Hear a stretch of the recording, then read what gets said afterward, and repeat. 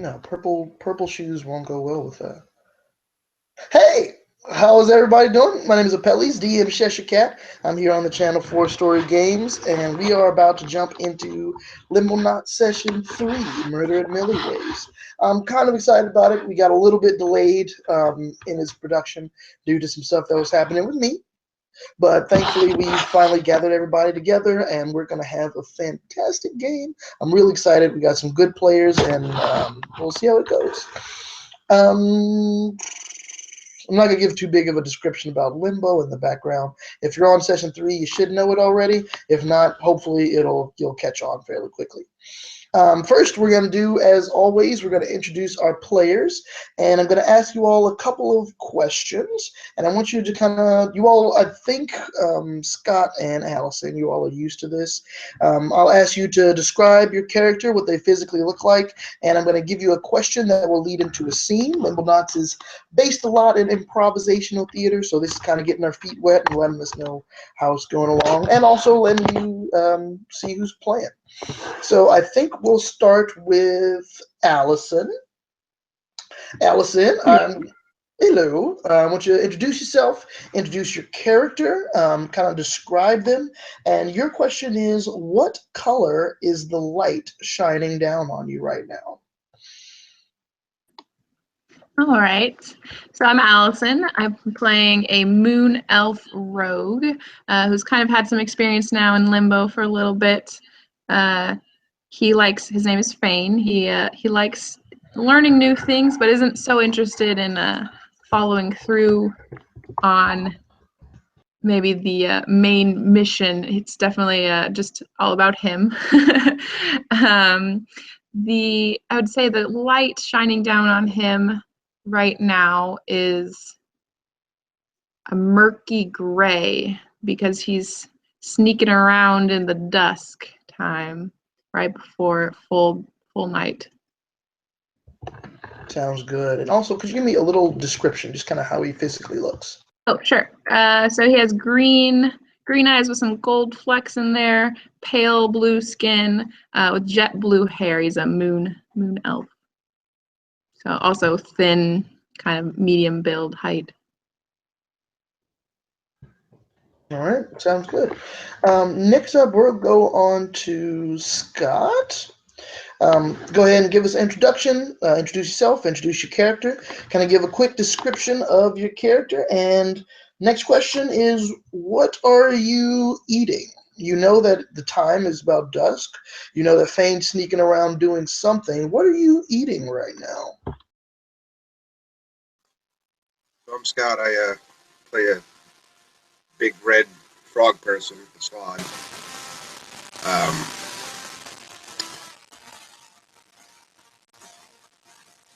What am I eating?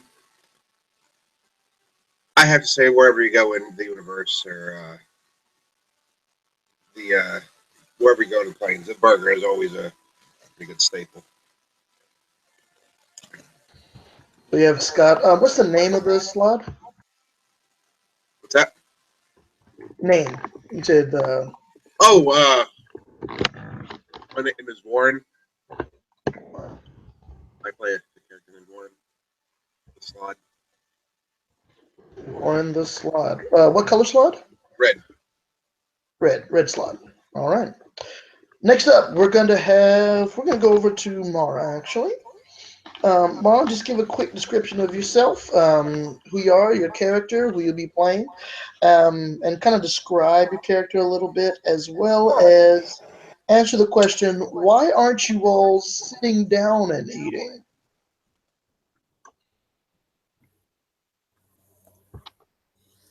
Okay, so I am Mara. I am an artist, and I am playing Ramsey, who is a robot or warforged logic paladin. And sorry,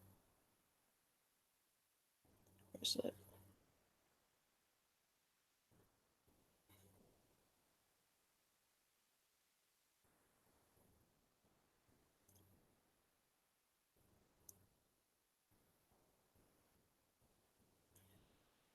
And he looks a bit like that. But I don't know if the application screen is coming up or not. No, that's great.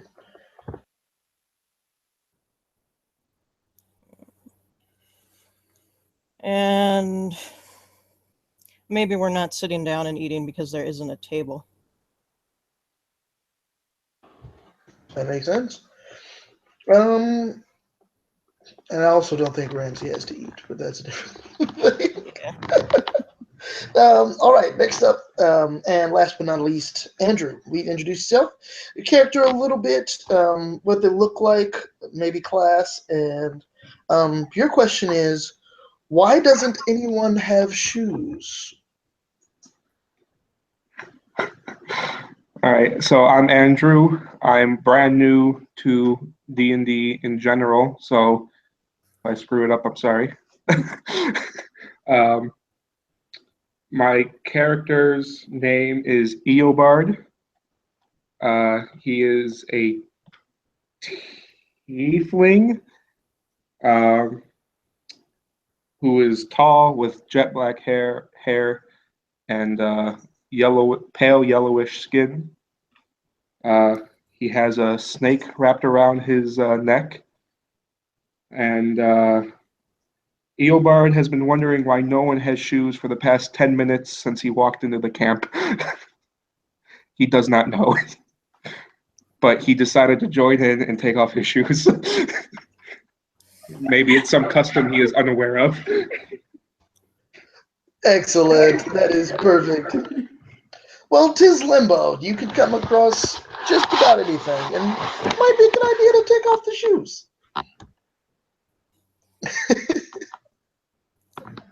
All right. So I'm going to go ahead and bring this in a little bit, and we will jump into this episode of Limbonauts. I'm really excited about it. Um, yeah. Everybody ready to go? Give me a thumbs up.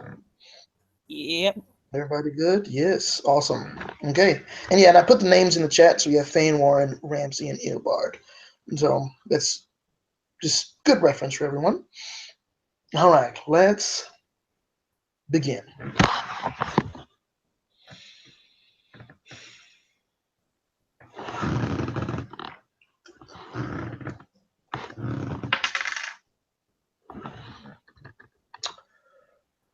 Ramsey. It is dark. Unsettlingly dark. You have many sensors that allow you to interact with the world around you, allow you to perceive even in the darkest of nights. But for some reason, all of them are out. Suddenly, you see yourself. And it's a odd third person experience. You are looking at yourself waking up. You're watching your relationship with your crew grow over time. You are envisioning your past. And it brings you all the way up through your controversies, through your triumphs, to a point where you set off into the royal. And you know that is where you are now, the present. And then you see the future.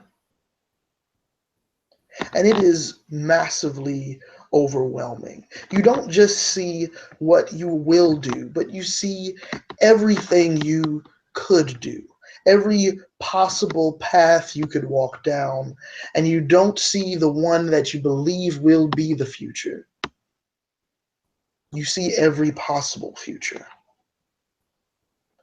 And it is very difficult for your mind to wrap around all the different places and things that could exist.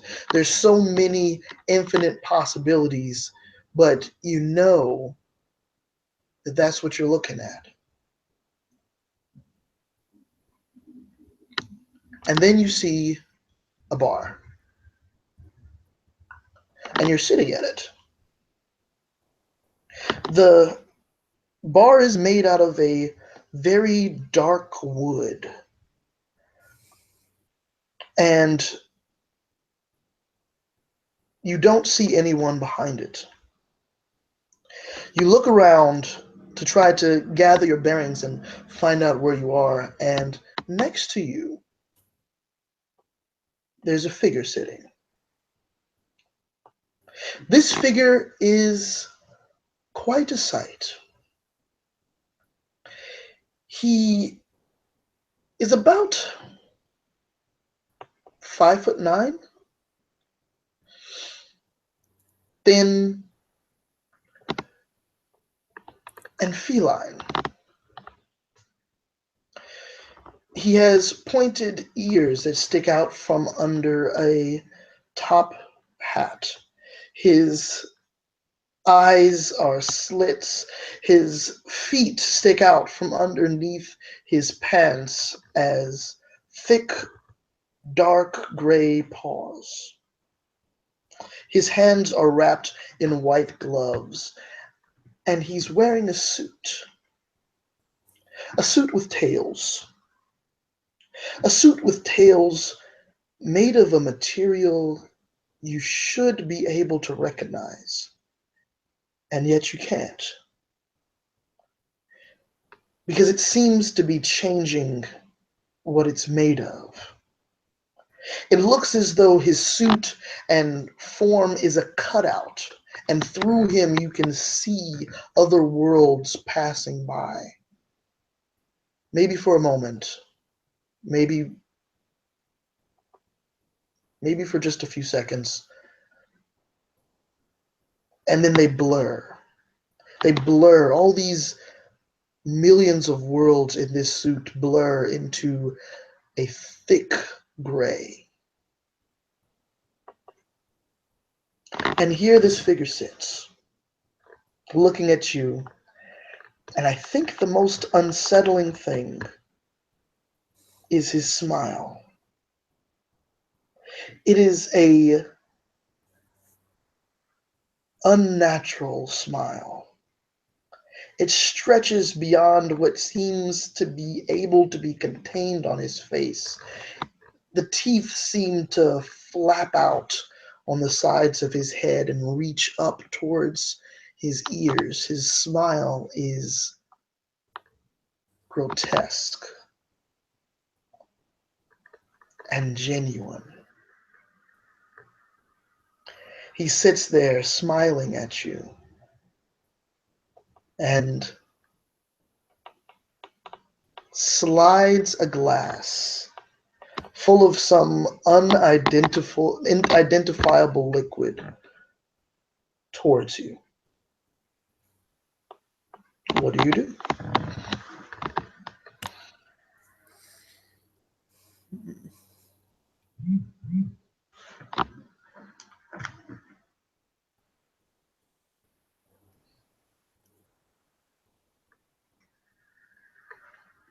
This is just Ramsey, correct? Correct. I rolled randomly and it landed on Ramsey, so that's for young.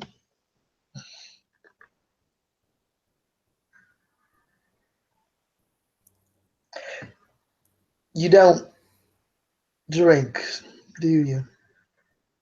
Says the cat.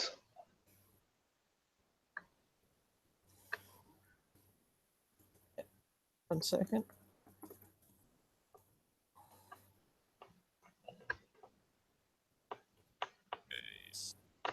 One second.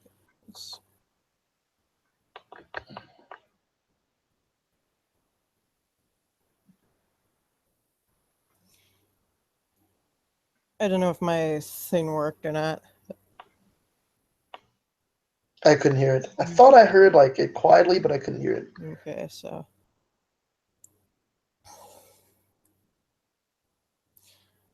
Okay, so I guess I'll just say it then. His sort of eye lights sort of flicker a moment, and then he says very plainly, "I do not." I thought not. Very well. And you see the glass slide back towards him, and he grabs it and takes it in one gulp. The others are waiting for us. We probably shouldn't keep them waiting. Come. And he stands up and begins to walk towards a table. Do you follow?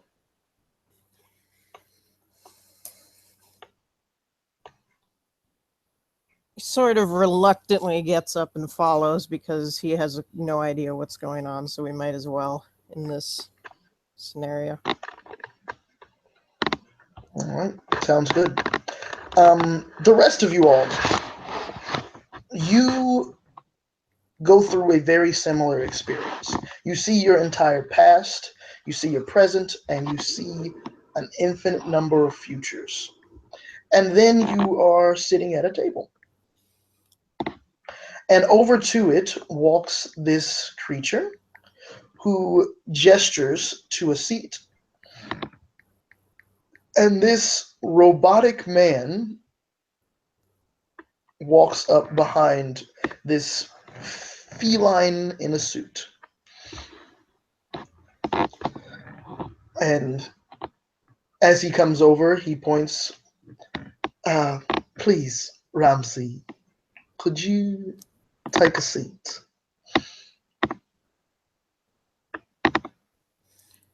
Ramsey very stiffly sits down.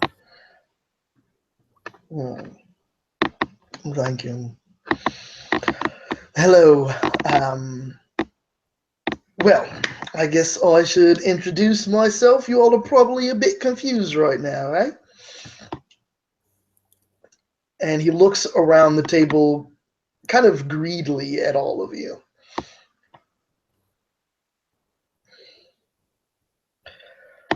Well, my name, at that moment, a very small man walks up. The man is about 3 feet high. He looks entirely humanoid, and proportionately small, but only 3 feet. He walks up in what looks to be a more plain black suit and approaches the table. His nose and head barely make it over the table at which you're sitting, and he looks around and says, welcome to the Milliways. My name is Brillix. I'll be your waiter for this evening and this court. Welcome to the restaurant at the end of the universe. I'll gladly take your orders for a drink, and I'll be back for a moment to get your menus and your orders. But first, would anyone like a drink?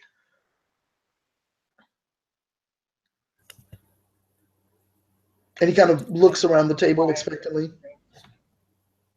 Can I get an iced tea? Says Eobard. I've been confused for 2 weeks. I have a strange cat man talking to me. I just want some iced tea. No trouble at all. No trouble at all. Anyone else? No, from me. And the salad?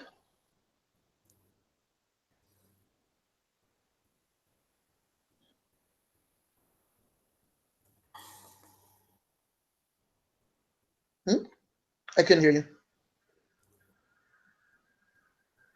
I still can't hear you.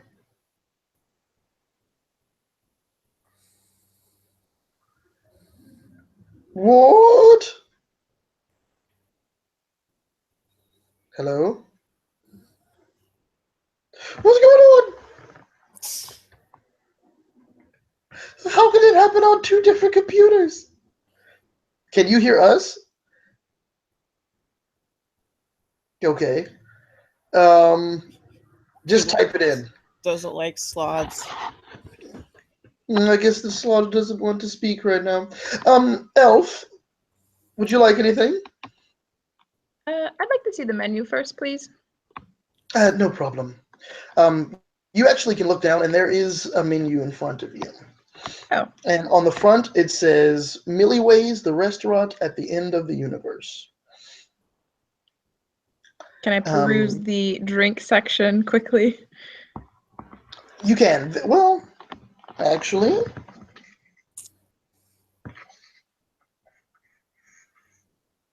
we can do that in just a moment. As you open up the drink menu, that rolls on Scott. Scott, what is the special drink of the day?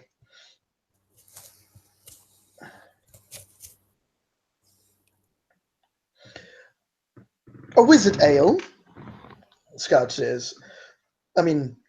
Warren says, a wizard ale.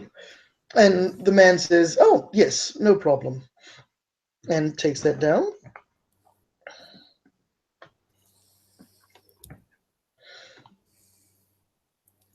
How do we not have sound from Scott? That's a shame. Oh, well.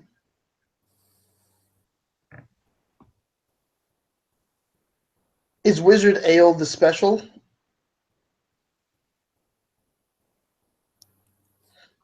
I'm going to take it as a yes. So, Allison, on your drink menu,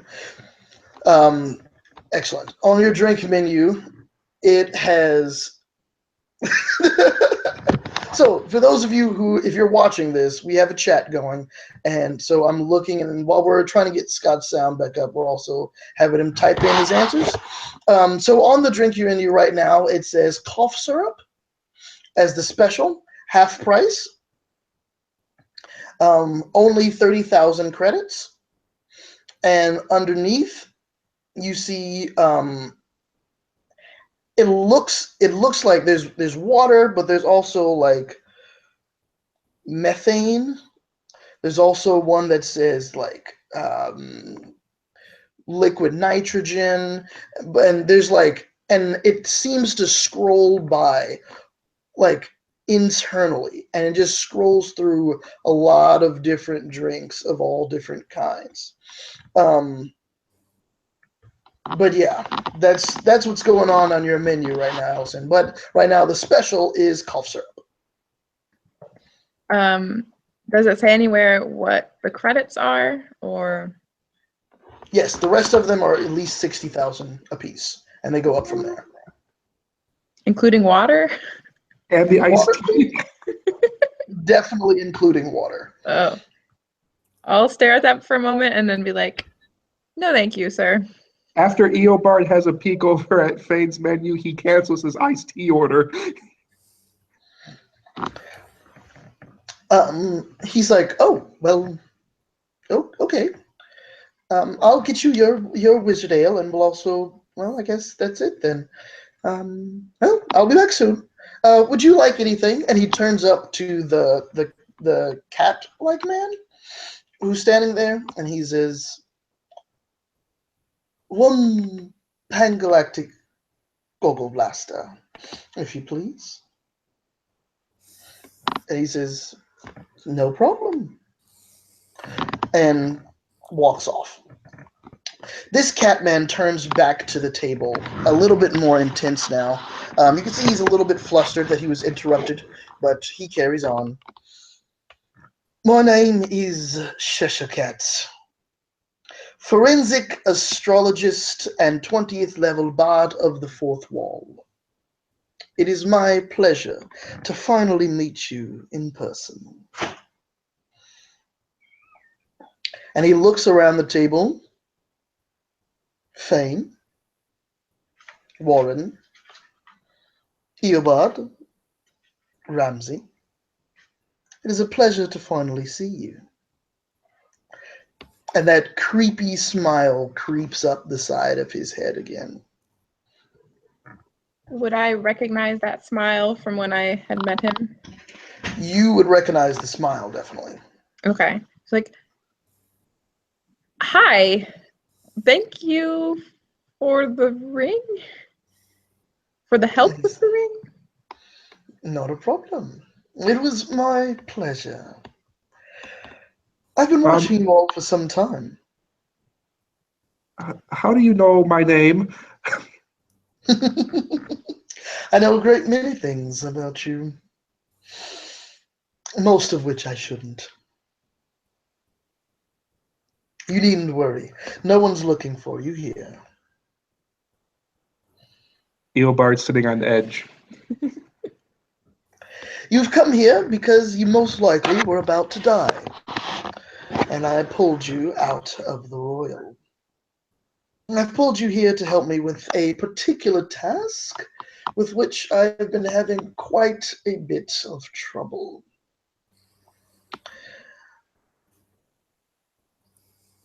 First, we should most likely enjoy our meal. You are the guests at Milliways, the restaurant at the end of the universe. The end of time, the end of space, the end of everything, really. I'm quite sure you have questions. Let's take a few of those as we wait. Are you paying for my meal since you pulled us here? Basically, I put 4 cents into an account many years ago, and because of the interest that occurs through the accruing of all of time, I have more than enough money to pay for all of the meals that we consume today. Waiter, can I get that iced tea again? And you see the small man who seems to have jumped up on some sort of like platform behind the bar. He kind of looks over and nods and gives you a wave and goes about cooking some more. You see him like making what you can only assume is a pangalactic goggle blaster, and he's like pouring some sort of mist over the back of a silver spoon. You see him with like this large hooked instrument that he sticks into a giant block of ice, and he pulls it out and like wearing goggles and slowly lowers it over the glass, and the fumes from the glass reach up, grab the block of ice, and melt it into the glass. And he like pulls the long hook away very quickly, putting a little powder on top of it, and it looks like a grand ordeal, a grand affair. But he does give you a wave and says yes, he'll be preparing your iced tea. So Cheshire Cat is like, yes, this restaurant was made maybe 2.5 years ago. I don't know. It was to escape some tyrant or something. I'm not entirely sure. But yes, exists at the end of the universe. And if I was trying to save you from some sort of calamity that you all were encountering, and I pulled you here, it was the easiest place to pull you. And sure I'd be able to trust the four of you. I mean, why save us versus anyone else? Where is everyone? I don't know, Oh. Joe. Anyway. Oh, why save you? Oh, well, I'm quite sure you wouldn't understand. Let's just say it has something to do with employer. That's the best way to put it. My employer has invited you all here. Where is here exactly? You say the end of the universe. How is there an Yes. end? Yes, Eobard's been scoffing at this the entire time. An end. Well, that perhaps he can explain a bit more. And you look around, and first let's ask some questions to describe your area so I can get these off my chest. first,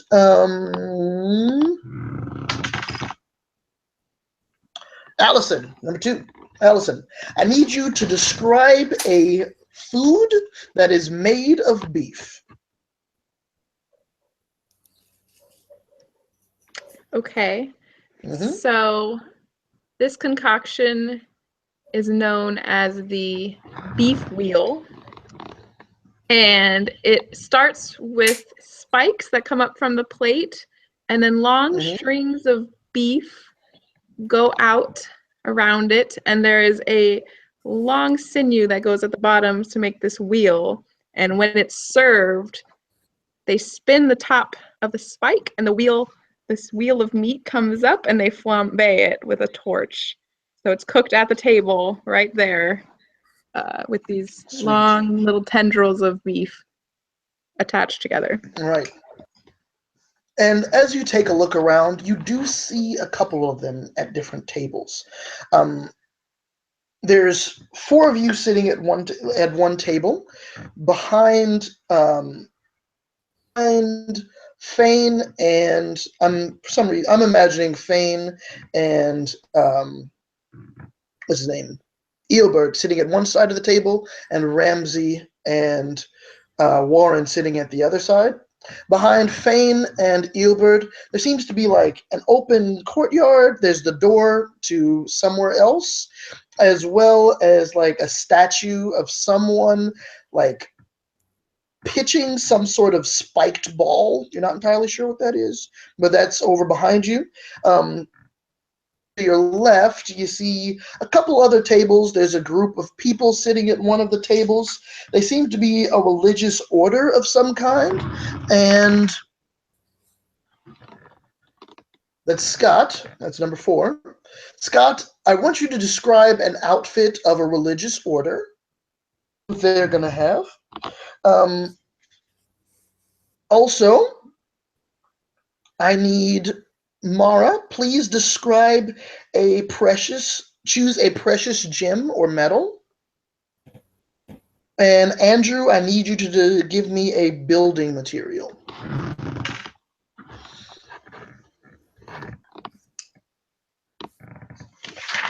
And this is going to solidify what your environment is made of.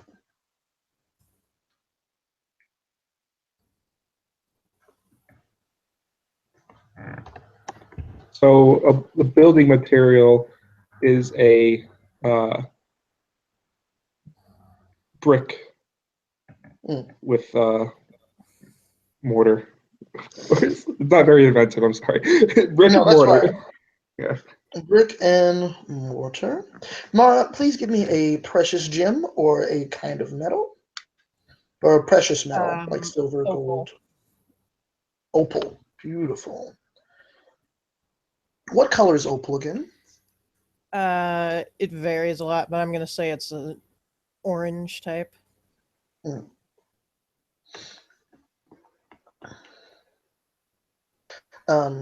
Scott, really quick, could you type in a kind of outfit?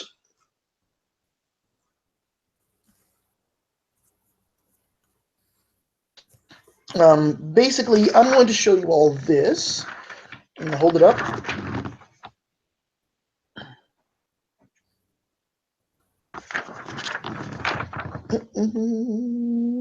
Dum dum.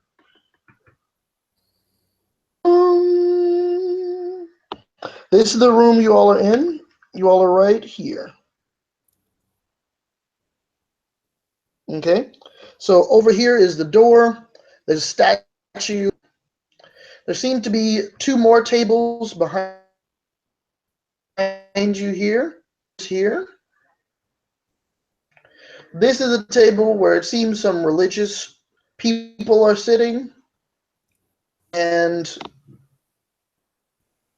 there seems to be a very large man standing here next to some other figure who's sitting down at a table. I can bring this up at any time if anyone needs to see it. Behind you here you see there are a couple of very large creatures. Oh boy. There seems to be one very, very large red one, blue ones, and one green one, all sitting here. And a beef wheel that's being flambéed here. And in this seat, there's a man, and he's a. Actually, no, I'm sorry. No, that's right. Yeah. And in this seat, there's a single man, looks very old, who's sitting by himself. All right? Okay. So you all are sitting down, and you kind of look around, and you're looking at the sides of the wall. And, ooh, we got a picture of Opal.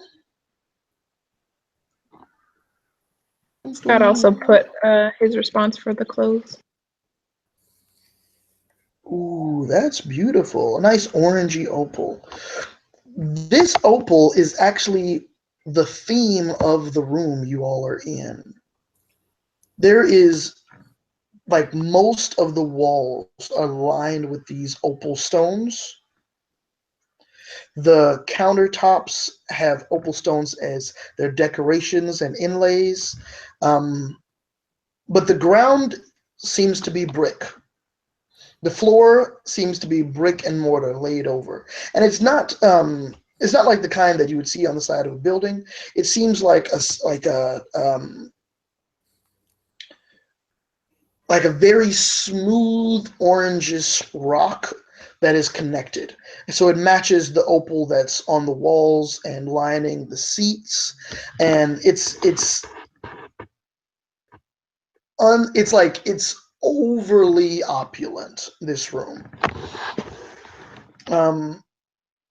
So yeah, that's the room that you're in. That's the description of everything that's going on around you. The people that are sitting at that table, that seemingly religious cult, seems to be super teched out. Like, they have all kinds of gadgets and like just raw circuitry on the outside of their outfits. They seem to be made of flesh, but augmented with different technological advancements inside of them, and just they're all very, very high tech. And they seem to be sitting around. They don't seem to be eating. They seem to all just have a glass of some sort of purplish liquid that they're just sipping on. And they just seem impatiently looking around down at everyone else. This is the environment you're in. Cheshire Cat, he most likely will be able to say a little bit more. The door opens, and in walks a man who's about 6 or 7 feet tall. He's wearing a platinum suit and holding a microphone. He walks in, you can hear whispers in the room. Oh, that's Max Quarterly. That's Max Quarterly. He's like, oh my gosh, what is he doing here? And he kind of steps in with this gaudy appearance and looks around the room and says, hello, everyone. In a couple of minutes, we will witness the end of all that is. So please sit back and enjoy the show. And he looks up, and this opal-encrusted ceiling seems to open up. It splits down the middle, and you can tell that it's some sort of visor or some sort of window that seems to be sliding apart, and you can look up and see red, swollen stars just all about wherever you happen to be. But you can look and you just see like clouds of galactic material just passing through, and these giant stars that are just swelling. And he says, in a moment we will witness it. So please, get comfortable, get your drinks, and get ready. Can I see you? No, I have my camera turned off. So, It's either Skype at that point, No, this he, is Google. Hangout. it's either Google. yeah, so at that point, he looks around at the rest of you, and it's fine. He looks around at the rest of you and just kind of like, he seems to be hyping up the room a bit. And at this point, he walks forward, walks over to the bar, and kind of leans against it, and just kind of attention to the window up, and to let you kind of like gawk and look at it for a bit before this event, apparently the end of the universe. So he's kind of staring there a bit, and Cheshire Cat looks back at the table. And about this time, the little man comes back over, and he slides across the table a iced tea, and he slides a wizard ale. You're not entirely sure if this is what you think it is, Warren. You said a wizard ale. You may not even know what a wizard ale is, and was just pulling his leg. But it is a drink, and it seems to be a green foamy beer. And he slides it over to you, and then with like tongs grabs a glass that has apparently a Pan-Galactic Goggle Blaster in it, and slides it over to Cheshire Cat at the head of the table. He says, "Oh, thank you very much." And he kind of bows and looks and, okay, all right. Is there anything else that anyone needs? I'll be bringing up the meat of the day. If anyone is interested in food, I'll bring over the meat of the day in a moment. Could I try this cough syrup and also whiskey sour? I'm in. No. Eobard's also interested if he can get a to-go of the liquid nitrogen. He doesn't want to drink it. He just wants to save it. Oh, certainly. I'll bring one whiskey sour, a cough syrup. That would be Also great. interested in liquid nitrogen. Certainly. Oh, before I leave, could you bring it over here? And around the corner, through the door that Max Quarterplane has just walked, a large bovine creature starts walking towards the table.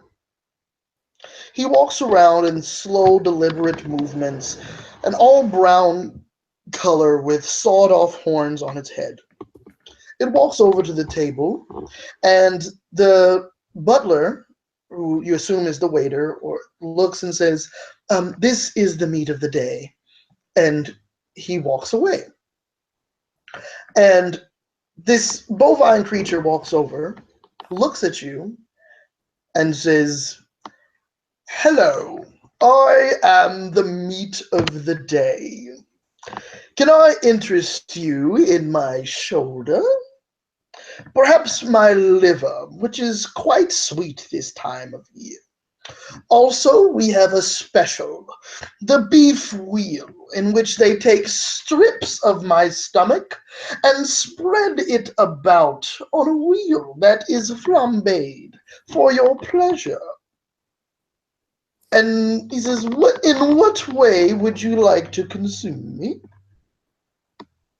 And Cheshire Cat is all on this. He kind of bends over and starts like kind of poking at the thing, like squeezing its shoulder, kind of like sizing it up, like maybe the backbone, I'm not entirely sure. And he's just kind of looking around at this creature and looks over the table and says, Would you all like to eat anything?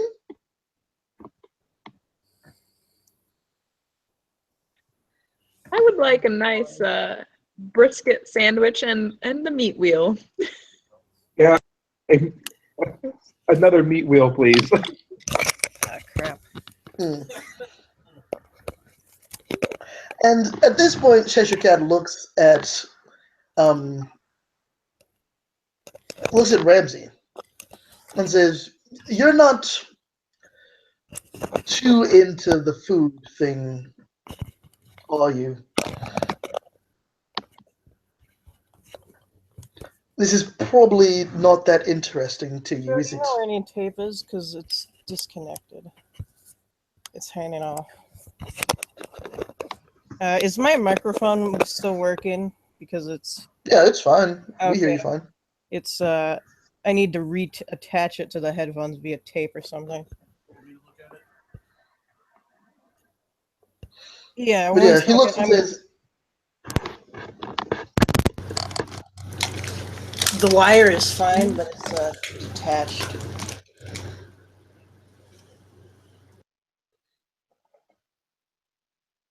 so while we're waiting for that, he kind of like is poking and prodding and says, "This is quite a good cow. This one will be nice." And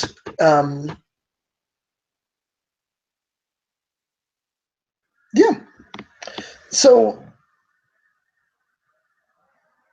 I kind of want to.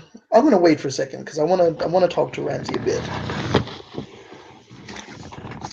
Can I also get a side of buffalo sauce with my wheel?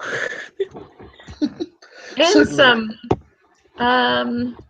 let's say a hamburger, medium rare. In the interim, I would say people may or may not notice, but Eobard, before he took a sip of his iced tea, took out a little tester thing that looks really weird, and he tested the drink before he took a sip. You tested it, and you can tell that it is, but not any leaf that you would ever be able to identify. It is made of a tea leaf, but not tea as traditional. It's some sort of plant that you're unaware of. Well, then Eobard takes a sample, so he may test later, and then proceeds to drink it. Yes, it doesn't taste bad. It tastes a little citrusy, though. Yeah. His tester revealed nothing dangerous, just something he's never experienced before. So he wants a sample to test later. Definitely, definitely. Can I also take And- the time to study both Ramsey and Eobard since I'm unfamiliar with them? Sure, you can. Give me just talk. You can talk to him. But first, the meat of the day looks over at you and says, "Yes, I know that I will taste well with buffalo sauce. Eobard I will says, be quite delicious." is anyone else freaked out by this? I'm going along, but come on, is anyone else freaked out by this? And Cheshire Cat kind of looks over to you and says, "What's the problem?" This is so weird. And everyone seems so calm, and I'm trying to remain calm, but I can't. I just want to know what's going on. Not familiar with Limbo, are we? No. Well, a long time ago, people were quite tired of vegans. So they developed they developed an animal that wanted to be eaten and gave it enough intelligence to be able to convey that to others. In this way, we knew that we were not doing anything against the creature's will. Killing a vegetable or animal without their permission or without their want or desire of doing so was quite inhumane. And so we've created these. Okay. It's much better, in my opinion, don't you think? Yeah, I agree. Hmm. But Ramsey, this food talk most likely does not interest you that much, does it?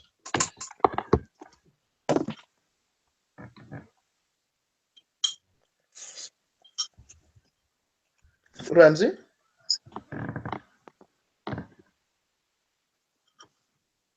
I can't tell if Ramsey's... Okay, sounds good. Ramsey's going typing it. He says, he's like, it's the food isn't really interesting to you, is it? And so Ramsey's a typing here. I mean, it is not. I do require base energies in that. I do not require base energies in that form. And he said, and Sheshakat says, I thought not. However, that that may interest you. And at this time, I would like everyone looks up. And there is a dark and sullen sky, livid with swollen stars. There is a monstrous, grisly light, feeling pestilential light, a light that would have disfigured hell. This is the end of the universe, the raging void. Max turns about to the room and says, for those of you who want to see the light at the end of the tunnel, this is it. And the baleful turmoil of the sky continues. This universal cataclysm is gathering to a stupefying climax.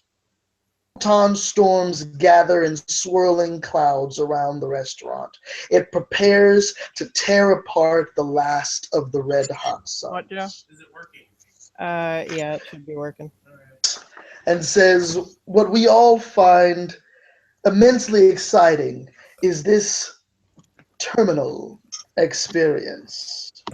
Believe me, there is nothing penultimate about this one. This really is the absolute end. The final chilling end of desolation in which the whole majestic sweep of creation becomes extinct. Ladies and gentlemen, is the proverbial it. 1,000 suns dazzle and shine brighter and brighter. These stars shine into oblivion, and your brain and processors understand that it is happening and know it to be true, and yet the universe shines until there is nothing. It gets brighter until you see nothing, and after this, there is nothing.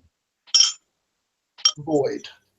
Emptiness, oblivion.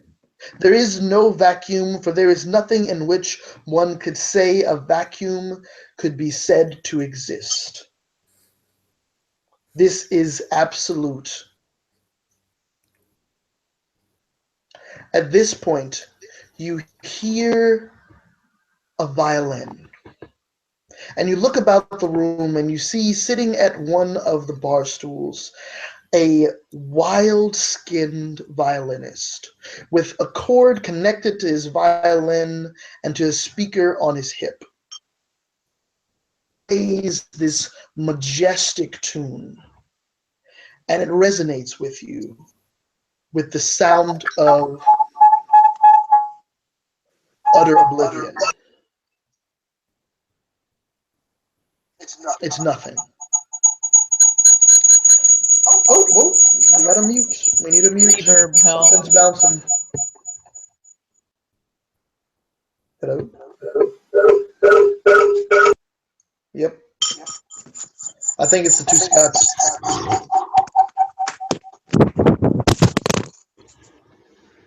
But yes, so Better? this, yes. And we have sound for Scott, yes! So this violin plays. And you all have just witnessed the end of everything. So, you all will get the boon, seeing the end of the universe.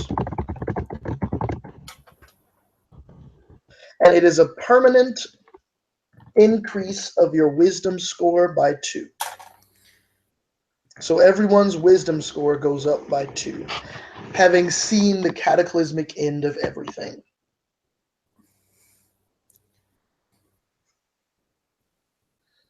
So that probably will change some stats and things, so I'll give you all some time to do that.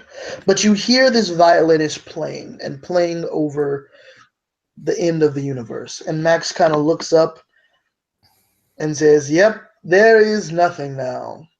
The restaurant has tipped past the end of time and gone into oblivion.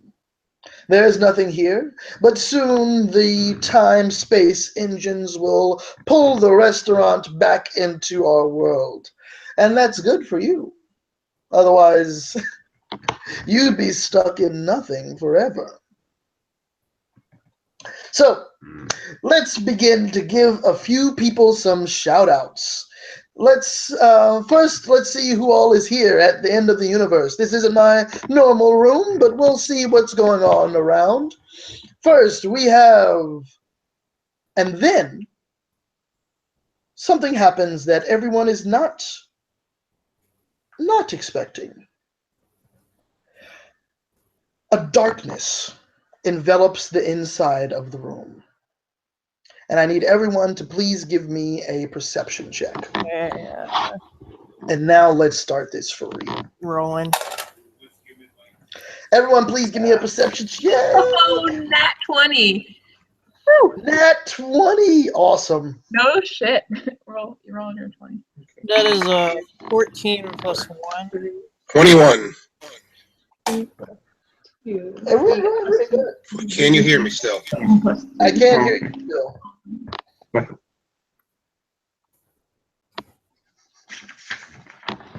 Okay. So this goes off. We got some perception checks. Go ahead and throw your perception checks into the chat so I can see what's going on. And let's do it. This is unsettling for quite a few of you because I believe most of you have some form of dark vision. However, this darkness seems to be magical darkness, and you can't see through it again. However, you can hear. And everybody hears terrible sounds. You hear Max screaming. Yeah, everybody's doing good. Yep, everybody's doing good. I think only Eobard is a little taken off guard here. He's really confused. Has no idea what's going on. You hear this Eobard hears screaming. He hears Max scream, and he hears a sound coming from where the violinist was, and he starts screaming as well. Those of you who got over 15, you hear some kind of slashing noise, and you hear the scuffling of more than a couple pairs of feet. Those of you who got over 17, you all recognize that this is a spell. This is a spell called Darkness, and you can see the edges of it. It seems to only be in a radius of about 30 feet. I mean, a radius of 15 feet, a diameter of 30. Around kind of near where the door is, where that open area is between the door and the bar. And with the nat 20, Fane, you hear the sound of metal clinking against something hard. Yes, you do as well, Scott. You hear the sound of some sort of metal. After that, in just a few moments, there's like a bit of chaos going around, and then the darkness disappears. And you see this really giant smile go over Cheshire Cat's face. And in a moment, he disappears in a puff of smoke and reappears next to the door. And you hear him mumble some sort of incantation. And the door glazes over with a shimmering light, and or appears over top of it. And this door seems to be made of some sort of dark wood and closes. And Cheshire Cat stands in front of it. And he lets out this kind of sickening laugh. This and he turns back to the room and says, "Got you." On the ground, you see two bodies. You see the body of Max Quartleplane bleeding on the ground, and you also see the body of the violinist. And they're dead in the middle of the floor. And that is where we're going to take a quick break. So if anybody needs a bit of water or something, it's 7:50. We'll come back at about 7:55. We'll try to meet back up. I'm going to use the restroom, and then we'll start this session in for reals. Yeah. All right. I'm excited. That's the setup. That's where we are. Let's do this.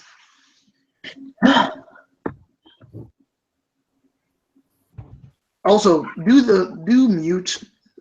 Control D for mutes, so background noises don't switch the screen around. Can you still hear me? I can still hear you. Yes, that's great. Excellent. So yeah, do mute so that go ahead and mute so that ambient noise isn't jumping around everywhere. All right. I assume my mic is still working. Yeah, it's still working fine. Okay.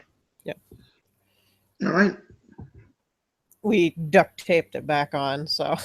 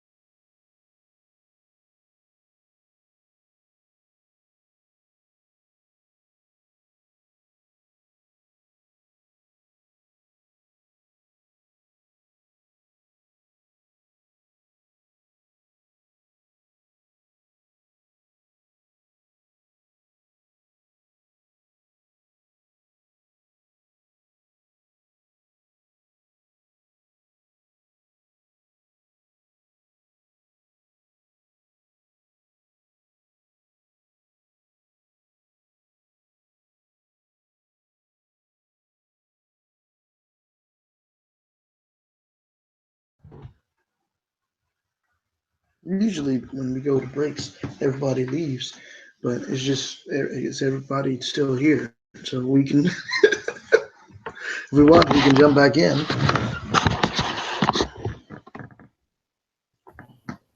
Yep. Brother Richie calls Taco.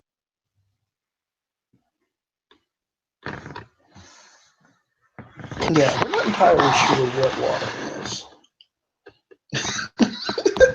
He's not really a wizard. He's like a.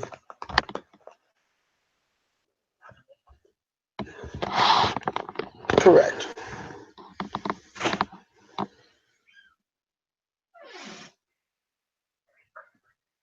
Just finished the break.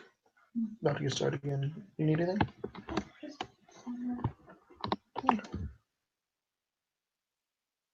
All right. So, we gonna hop back in? Everybody good? Give me a thumbs up or a nod or a yeah. Yeah. Yep. Sweet. All right. So, everything has kind of been confusing for our adventurers thus far. And so, hopefully, at this moment, things will clear up a bit. Cheshire Cat is standing in front of the door with this odd, strange door over top it. And he looks at the room and says, "Everyone, I am a member of the Gitzerai Galactic Police. We have been chasing a criminal for quite some time, though we are not entirely sure how far or how wide his influence reaches. So, what we have decided is to bring in some outside help and the murderer.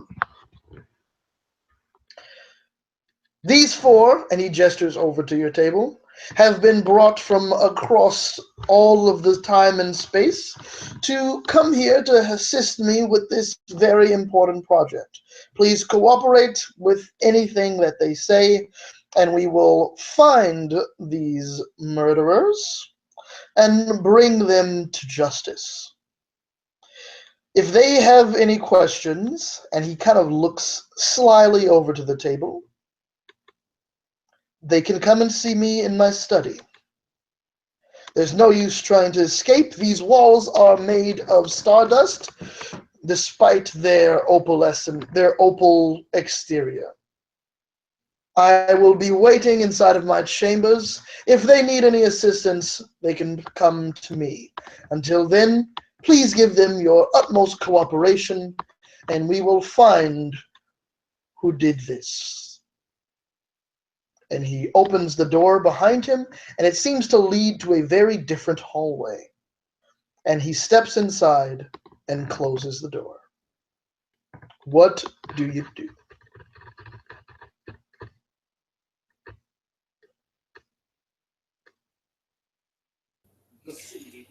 Ramsey is standing up and moving to sort of examine the bodies at a closer distance. Okay. See if he can see anything that sticks out, which I suppose would be perception or insight. It would most likely be an investigation. Yep, that would do it. Which body are you looking at? You're going to look at Max Quarterpleen or the violinist? The violinist, first off. Okay. Give me an investigation check.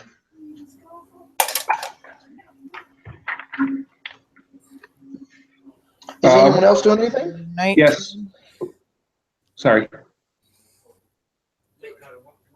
Sorry, we got a 19, you said? Yep. Sweet. Okay, I'm going to give you your results in a second. Anyone else doing anything so I can get that set up as well? So while Ramsey is investigating the violinist, Eobard goes and investigates Max, and yeah. All right. So you investigate Max, and I still with the have my- 19. I'm sorry? I still have my drink, right? Okay. I drink. And it looks like the liquid nitrogens that are at the bar they haven't been brought to your table yet. And the butler guy, the waiter, is kind of like freaking out a little bit over next to behind the bar. With 19, Ramsey, you notice that the violinist has definitely been killed by claws, by some sort of claw mark. You also notice that the wounds are not very deep, but they are in vital places on the body that have ended this young violinist's life. On closer inspection, you see that the skin is a lot of different colors, like blues and reds and greens, but blue is the predominant color. Doesn't look to be humanoid, looks to be a race that you do not recognize. But yeah, that's what you've discovered on the body.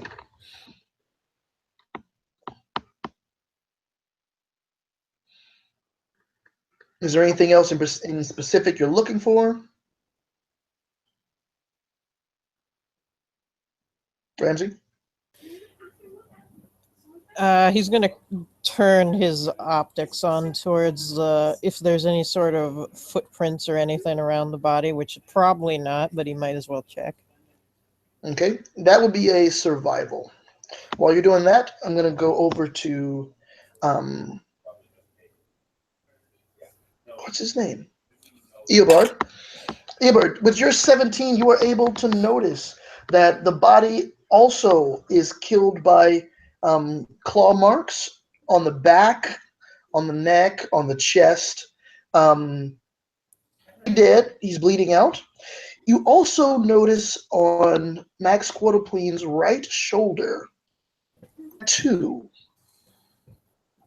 and the tattoo seems to have the letter C, and the letter V, and they're arranged in the shape of a heart. Like a C is a hump, a C is a hump, and the letter V makes the bottom of it. But he is very dead.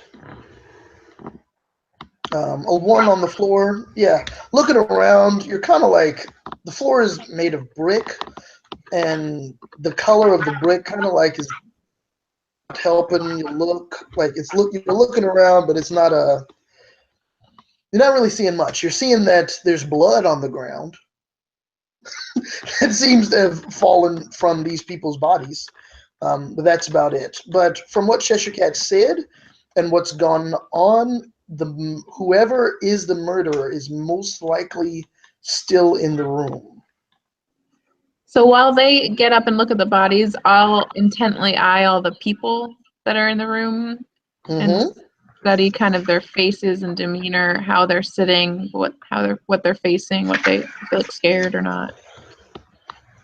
You can see the man, the very tough-looking man who's over in the corner with the guy sitting at the table. They seem to not really be fazed by anything. They seem to just kind of be holding together. The kind of techno-religious people, they're sitting down like not. They're much more flustered.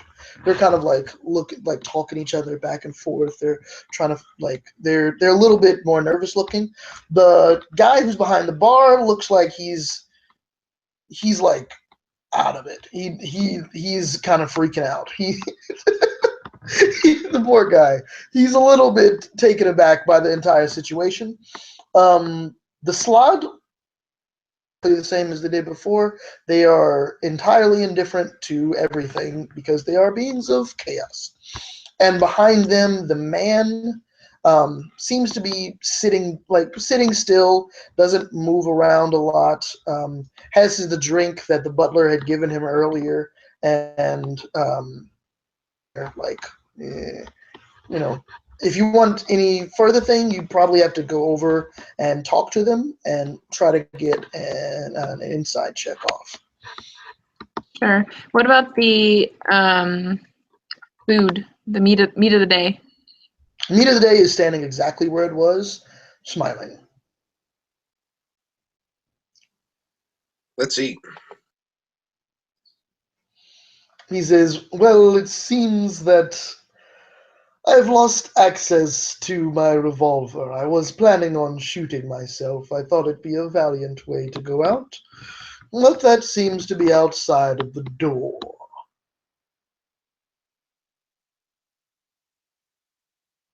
I apologize. I'm not able to.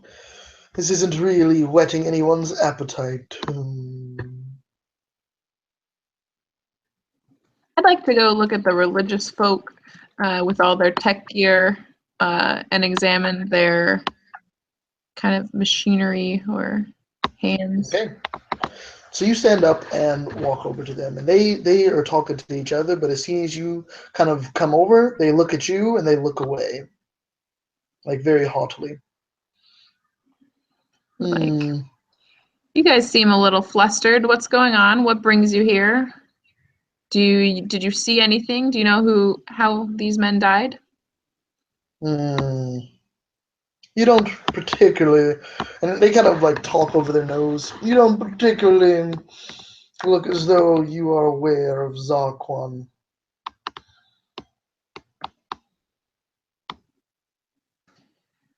Zarquan is beneath me. Now answer my questions before the Cheshire Cat comes back. And they all like freak out at this. They're like, oh, bite your tongue. Zarquan is the most powerful deity in all of the galaxies. He is known to apparently show up here at the end of the universe. And we are waiting to see if we can catch his magnificence in person. How presumptuous of you to think that you could see him.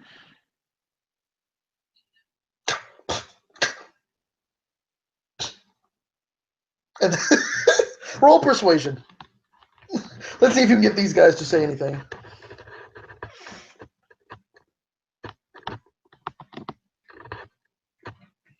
I rolled an 18 and I have a +1.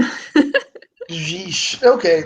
Well, what looks like the head of them kind of quiets the other ones and looks over. Is like, we are here of our own volition, and we don't mess with the trifles of other races. And he points over to the dead violinist. Is that one? His father causes far more trouble for us than we would like. So it's not a bad riddance, but he's not welcome where we come from. His father, what's his name? K-Rock. K-Rock is a very powerful lord. Seems to be. He doesn't look kindly on our technological advancements that Zarquan has given us. But the son, one of his sons, has found his way here. You can tell from the skin, you see. But Zarquan has over 10,000. But not Zarquan. Karok has over 10,000 children, and so while he's I'd hardly say he was anyone of importance. I don't know why anyone would want to kill him.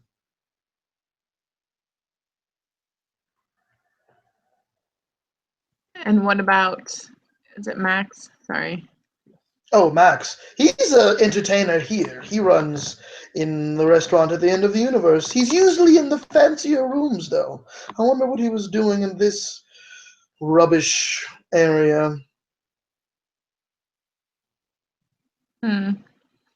Well, hold tight while we figure this out. If you have any additional information you'd like to give us, please.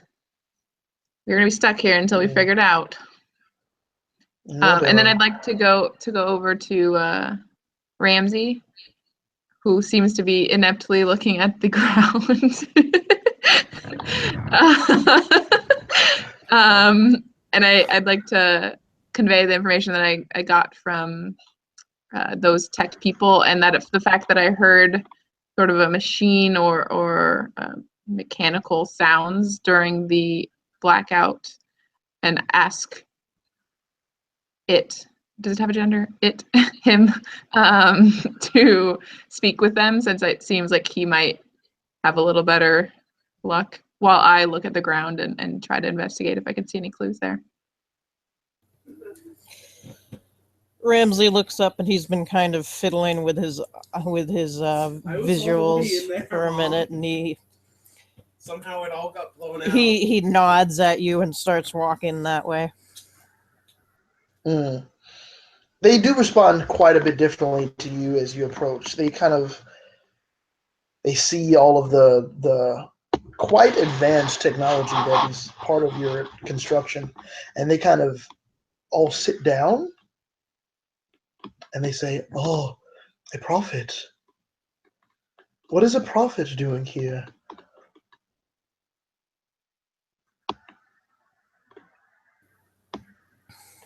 They're looking at you quite expectantly.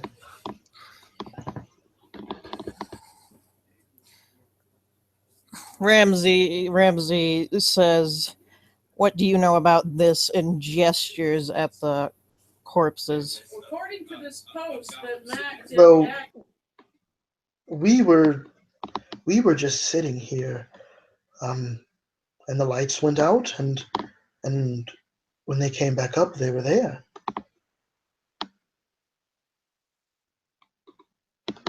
And you can roll insight if you'd like. it still stinks. Let me, Just saying. 17. It's like the 17? Do I have any pluses? Close this ad. 4. Close this freaking ad. Two. Close this ad. 17 was 4. Cool. They look really genuine. Like they have no idea what happened at all. They seem to have, and they're some for some reason they have a lot of reverence for you, and you can see that in their faces. They are not all. They said, "Yeah, we're just sitting here," and that's what happened. Ramsey sort of nods his head and says, "If you see or hear anything suspicious, please bring that information to me," and then turns to walk away. And they bow a little bit. They're like, "Yes, prophet." All right. I want to see what Warren is up to. What are you looking at right now?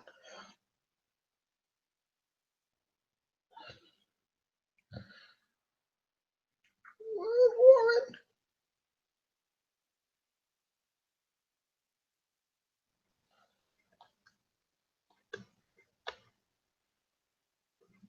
Bloop, doop, doop. Sorry, my computer got unplugged. It was dying. Okay. I'm still drinking. Wishing I could eat this cow.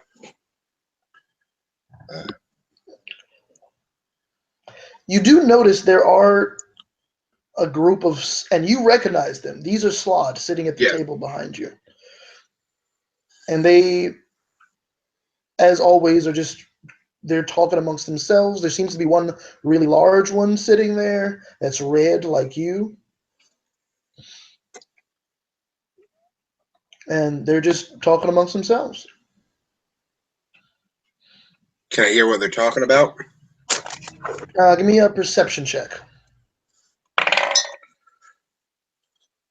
14. 14. You can hear that the larger one is explaining to the younger ones about the end of the universe and how it's important to have witnessed it, and that's why he brought them there. One at the table doesn't seem to be paying too much attention, though. He looks like he's looking at you. Yeah, it is a field trip. It's yeah, it seems like a field trip. Like he's taking these little slotted to this place. So is looking. That got me. That got me for a second. Scott, you got me. Yeah, the green one though is paying a lot of attention to you sitting at the table, and you kind of catch him looking at you. Like, how's it looking at me? Like, wants to start something, or like he's just Like interested. okay. I guess I wave at him. And when you wave, he looks down. And at this point, the really large one sees that,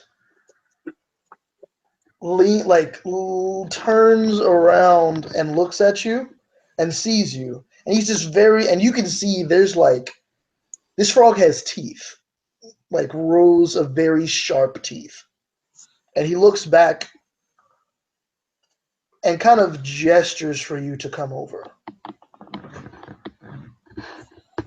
Okay, I bring my beer, my ale, and come over. And this one, you hear it like talking, but you see now that its mouth isn't moving. And the sound seems to be reverberating inside of your mind. And you hear a deep voice say, "This one is one of the experiments of the blue slot.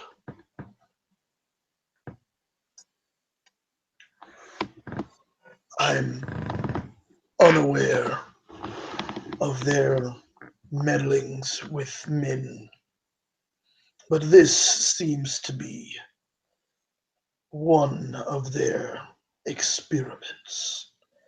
Take a look." And they all kind of look at you, and they're like, "Oh." And two of the blue ones stand up, and they start walking over next to you. And they're like, and you hear them speaking, but it's all in your mind. And they're like, oh, and they're like questioning you a bunch, like, where are you from? How did you come in contact with the slod? What's like, where's your, like, do you have any? And they ask about your claws. They want to see your hands. These are the blue slots that are asking me. Yes. I tell them to get back. I don't like them. And the larger one says, "Back away." And the two smaller ones like, "Oh, okay." And the green one just seems to be like just watching and paying attention to everything. And they back up, and the larger one looks, and they say as they back up, "Oh, yes, Borog, yes." So you can assume the larger one's name is Borog. And Borog extends one of his flippered hands towards you, and you can see these sharp claws extend out of his fingers. And in like the cup of the fingernail, you can see a lot of little like black tadpole looking things swimming around in the cup of the fingernail. And he says, "They are interested in your breeding claws." How do I reverse this? And the claws kind of shrink back in. "It is not reversible.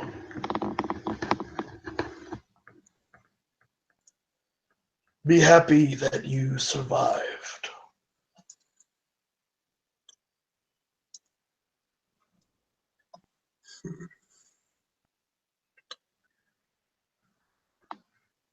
Yeah, And I'm not sure I'm too happy about a bunch of slots here.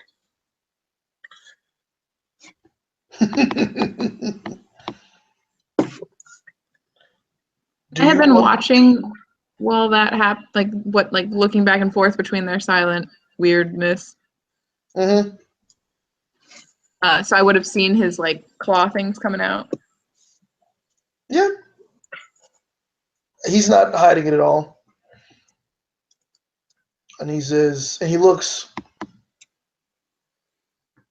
"Do you have a problem with me?" Was that directed at me And or? no, at Warren.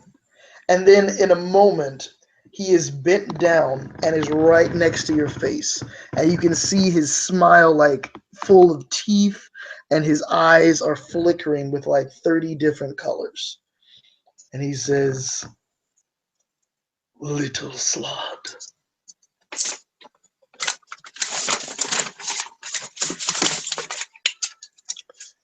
I want to cast Shatter. For real? Yeah, Okay. I might die, but Roll up your damage. what was it? 3d6? 46? Mm-hmm. It is. Which one? 4 or 3? It's 3, I believe. I can double check. Well, this is going down.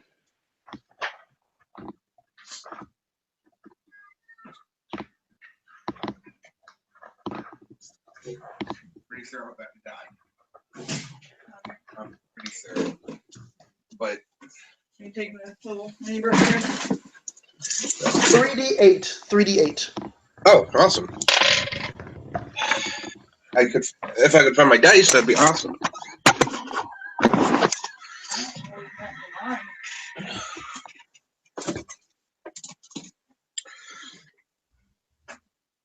You Matthew had a little monitor.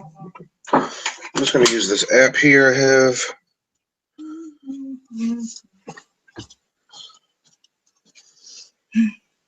It's not the room I need to go. This is.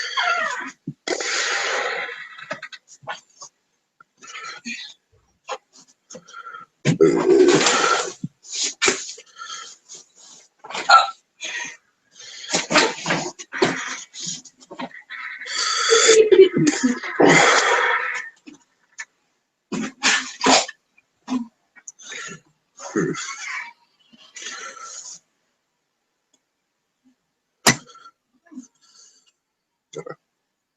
12. 12 damage. The shatter goes off, and it explodes, and it's an area effect spell, so it hits all of them. Right? Yep. It goes off, and they actually don't budge at all. It seems that you said it was 12 damage? Yep. Yeah. That's not. It seems that the shatter doesn't have the same amount of oomph as you would expect it to. So it's like it's in a anti-magic field or something, or that they have. It explodes. You see the beef wheel on their table blow up. Like everything falls away. Like the spell goes off perfectly, but they don't seem to have been fazed by it as much as you would expect them to be. What about like the table or? The table is not broken but dented. Like it's a very sturdy table, but you can tell that it has affected everything else like it's supposed to, just not them.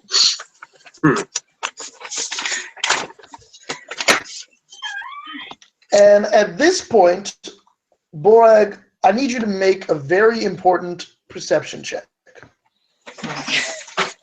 Me? Yeah. No. 7. 7. Well, Borag raises his claw and is about to swipe, but at this point, the green one stands up and says, "Borag the Fertile." And he stops. May we find out more about him before you kill him? And Borag looks back and then plops back down in his seat and says, "You have 10 minutes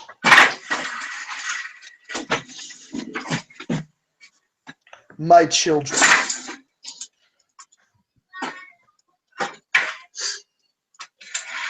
And looks at you and just kind of like shakes his head like this.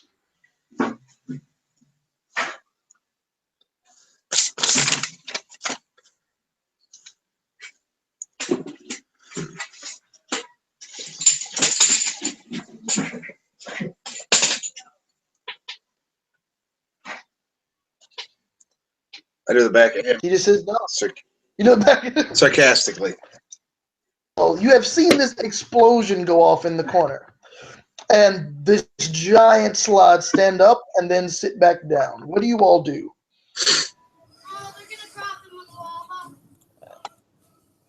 Ramsey is mechanically going that direction and says to whichever slot he comes up to first, is there a problem here? From that direction, it would probably be one of the blue ones. And nope, it'll probably be Borag. And he looks back, and he seems to like almost make an insight check.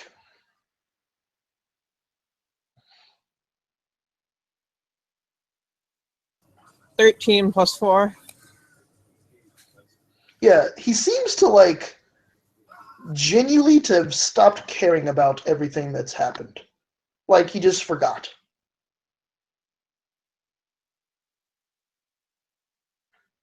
And he kind of looks up at you and he's like, "What?"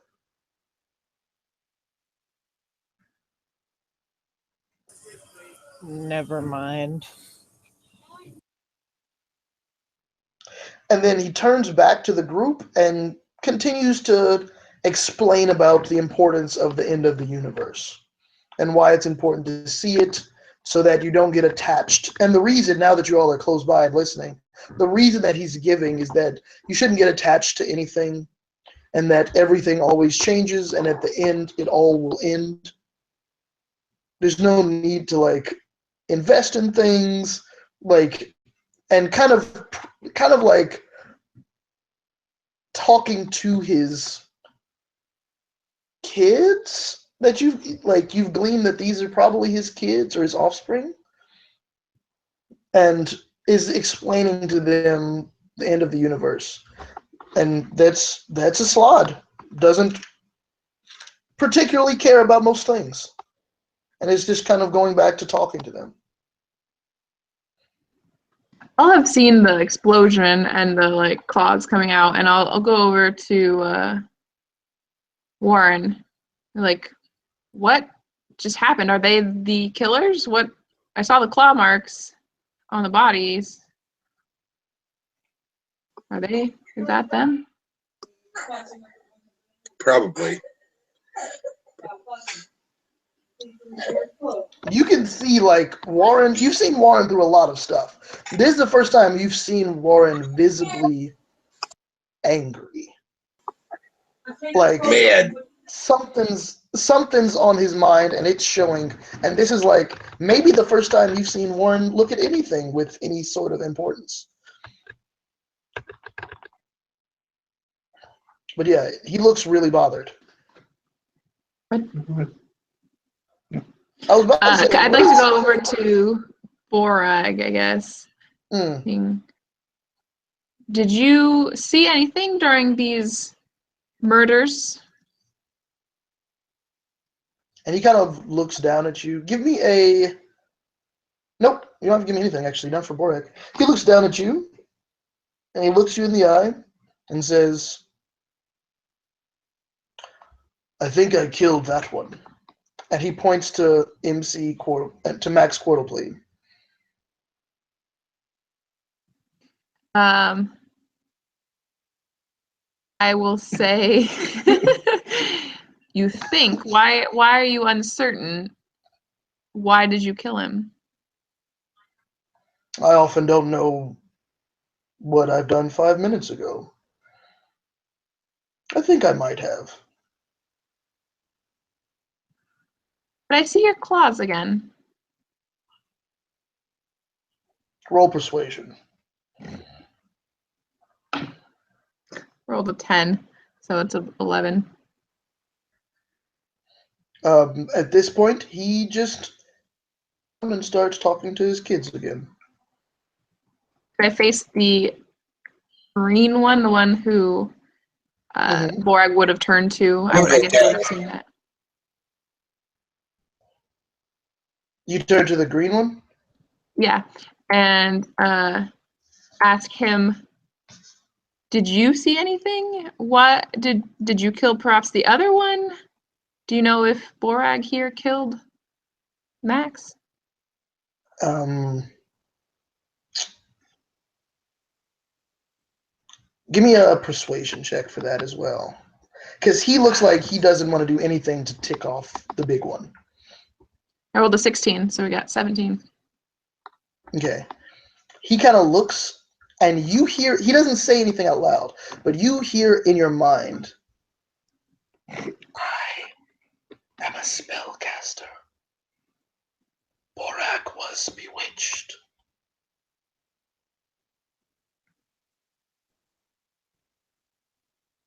Hmm. And that's what you get. Can I examine the guy as he's doing this to me, or does he seem to be menacing, or? No, he actually seems like he genuinely wants you to take this information. Okay. Like, this is really important to him. Okay. I think I'm gonna go back to Eobard and relay this information because I think he's still near the table and body. I want to go tell the Gizrai. Gitzerai? You want to go talk to Sheshaket? Oh, yeah. Okay. Okay. So you go over to the door, and you open it up, and inside you see a weird sight.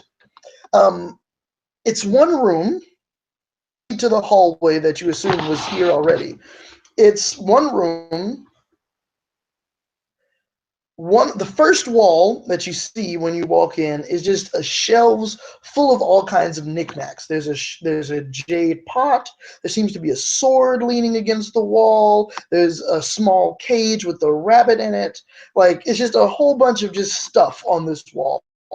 The second wall, you can see and the pictures are moving, like 5 frames and then restarting, and 5 frames and then restarting. And sitting and at that desk, there's a desk there, and sitting at that desk is Sheshaket, and he seems to be, he seems to be in front of some sort of technological device. It seems to be made of 2 sheets of plastic. One of them's glowing. One of them has a bunch of characters on it. And he's just kind of like pressing the characters as he's sitting down. The third wall, the one that you looked at behind, like that's behind you when you walked in, seems to be piece of some sort. And then the fourth wall is just a gray concrete wall with nothing on it at all. And the cat is sitting down at the table, and he's typing away at what seems to be some sort of bit of technology you don't recognize.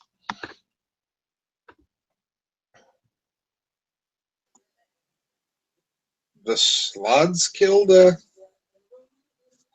can't recall that guy's name. The violinist and the Max. Max. And he says, Max, yes. The violinist, no. And he keeps typing.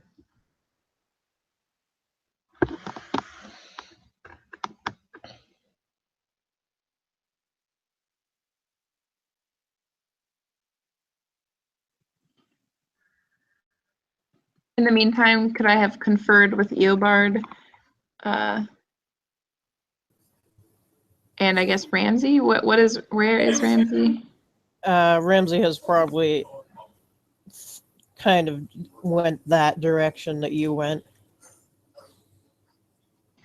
Mm. So I guess conveying the information that perhaps Borak, whatever Bor name was Borag, yeah. enchanted in order to falsely show that he murdered Max, but it wasn't necessarily his fault, and that perhaps there's a wizard or some other person who's the culprit, the real culprit.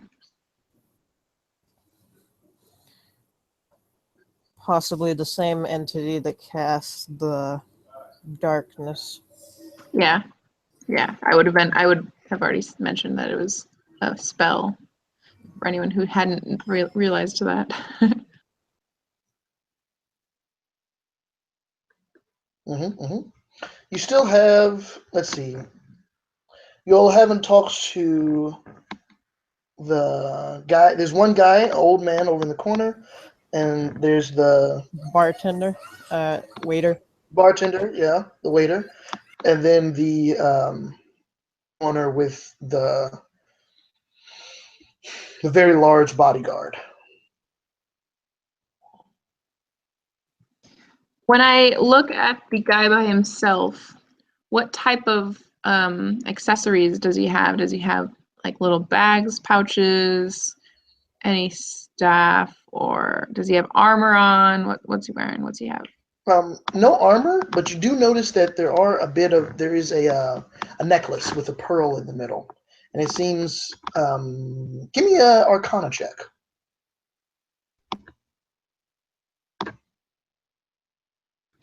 Well, I rolled a 3.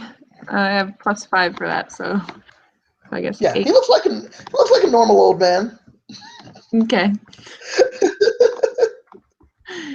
Yay. Eobard, what you doing? Muted.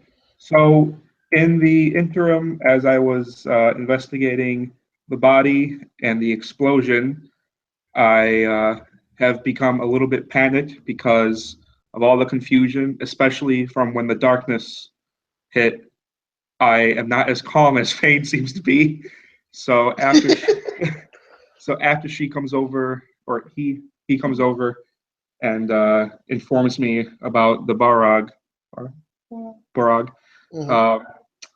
I sh- uh, I'm still panicked, but I want to try to help so we can get on with our business. So I guess since I looked at the body, how about I start investigating the room, um, and to look for any traces of anything peculiar, since the body didn't seem to show anything extra besides the obvious. I want to look around the room. Is that okay? Yep. Give me an investigation. What are you looking for exactly? It doesn't matter really. Well, I have a +7, so it's 10. That's nothing. 10. Yeah. Just looking for anything. Since we were there before the incident happened, to look for anything that seems out of place or anything that may any signs of tampering with, Move drinks, yeah, blood tables, splatter, move drinks. chairs oriented differently. Yeah, just if you notice a dusty bar stool and then a few dusty bar stools and then one of them's not dusty and moved, to try to figure out where how things could have been shaken. You would be able to tell that the bar stool that the violinist was on playing the instrument definitely is moved. You can tell that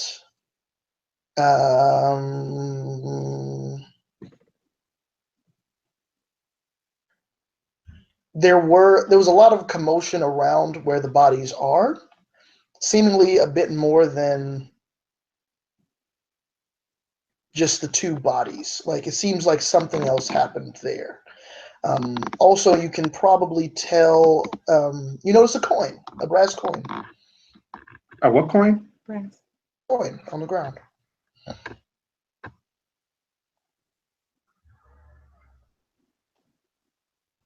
You want to It go look seems at it? to. Yeah. So can I pick up the coin and start looking at it?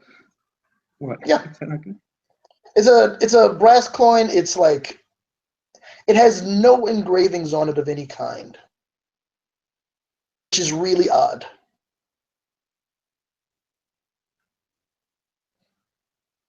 You want to try to And make it? I'm going to give you a Arcana check. Okay.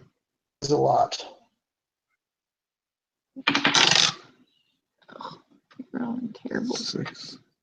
That's a 9. If there's a line under the 6, you rolled that one. Oh, okay. That's a 9 plus Arcana. 7. Mm. 16. 16. And 16. You can tell this was used as a spell component, but you're not entirely sure which spell. Brass usually is accompanied with transmutation magic, necromancy, and those two, transmutation and necromancy. Meanwhile, Eobard, no, not Eobard, Warren is in the room with the cat, and he's kind of like smiling, looking at his computer, and he looks at you and he says, "Would you like a hint?" No. Say good night. Yes. Was it one of those techno guys? I think we could blame the slots, though. You would. You would. It's going to cost you.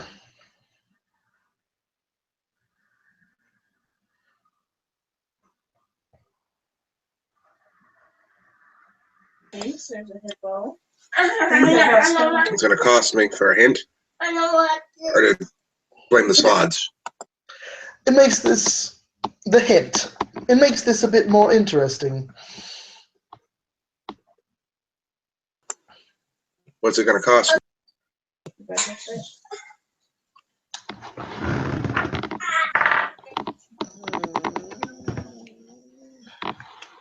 He holds out his hand, and he's wearing these white gloves.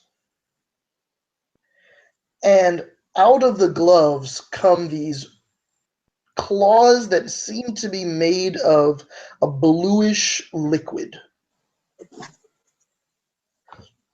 And he says, "Give me your hand."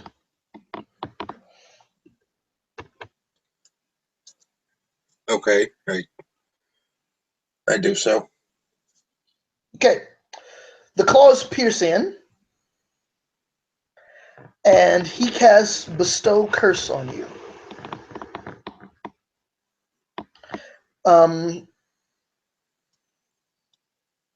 He's going to cast it actually at a higher level.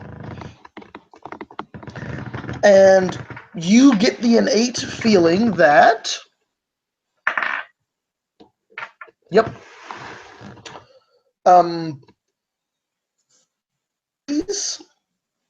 that you consume will deal 1d6 poison damage to you. Mm. And this will last until someone casts Remove Curse. And he looks at you and says, "Hint number 1, it's not the slab.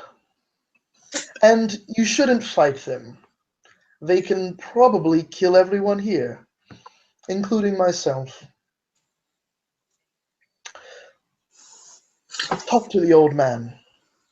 He has a bit more information." So these berries, if I eat a berry, Yeah, it's from poison damage, but is it like to like instantly what's the word? Turn to alcohol? Is that where my poison's coming from? It's just good old-fashioned brain-rending poison. Okay. Unfortunately. But yeah. Okay. I guess I go and talk to the old man. Okay. Ramsey, you see the god in robes kind of walk out of the quarters of the cat, and it seems like a little upset. Like he's pretty upset. And like, oh, it's not about a slod. And he starts walking over to the old man. Do you follow?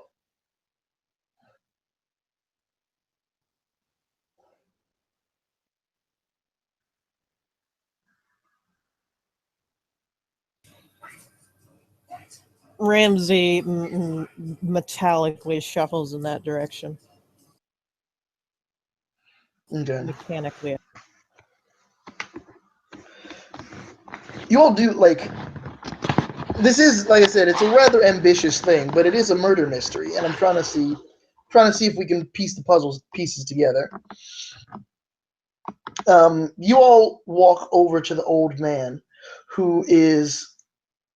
looks visibly nervous as you all approach, and he kind of is sipping a glass of some sort of juice, some sort of fruit juice, and he looks visibly nervous as you approach.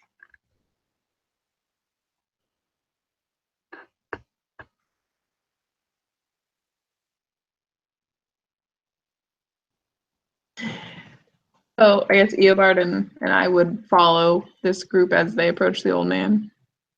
Okay. So all four of you walk over, and he is super nervous, like looks really, really I nervous. smacked the drink out of his hand. Warren, no. What seems to be the problem? Ramsey stares at Warren really judgmentally and then looks back and says, "Did you see anything?" No.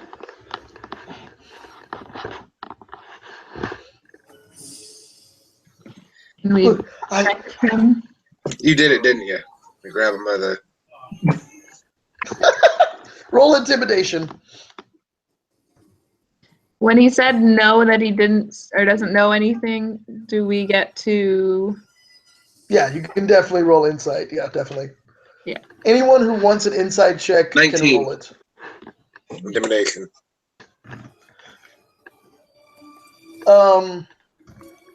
Unnatural 20 for insight. He almost pees his pants with the intimidation that's happening right now. He's like, Yeah, I keep taking him. With your natural 20 on insight, you notice that. Non-natural. Sorry. And Andrew got a 21. You notice that he definitely knows something. Definitely knows what's going on. But both you and Ramsey can both tell, he knows something about what's going on, but you can also tell that he's scared. Not scared of you. He's like, I can't tell you. I can't tell you at all. I'm sorry, I can't tell you. Ramsey is going to tap Warren on the shoulder and point at the floor, like, please put him down.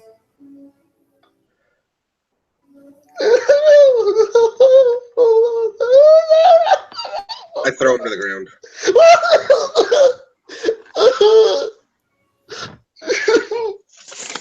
I didn't know about it. I didn't know about it.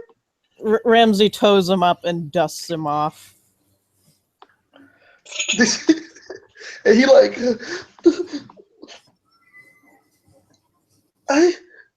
but I can't help you.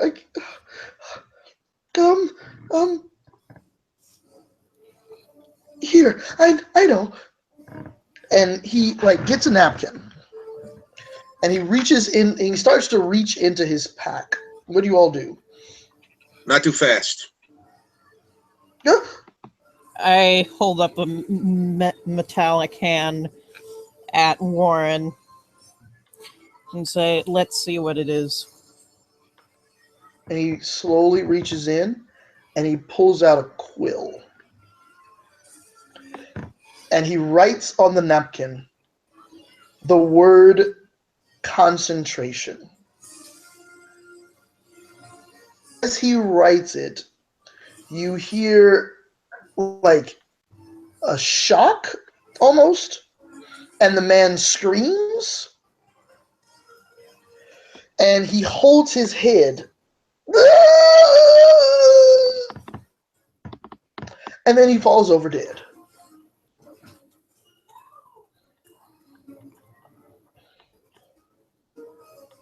His pack is sitting next to him, though, and yeah, he has just collapsed.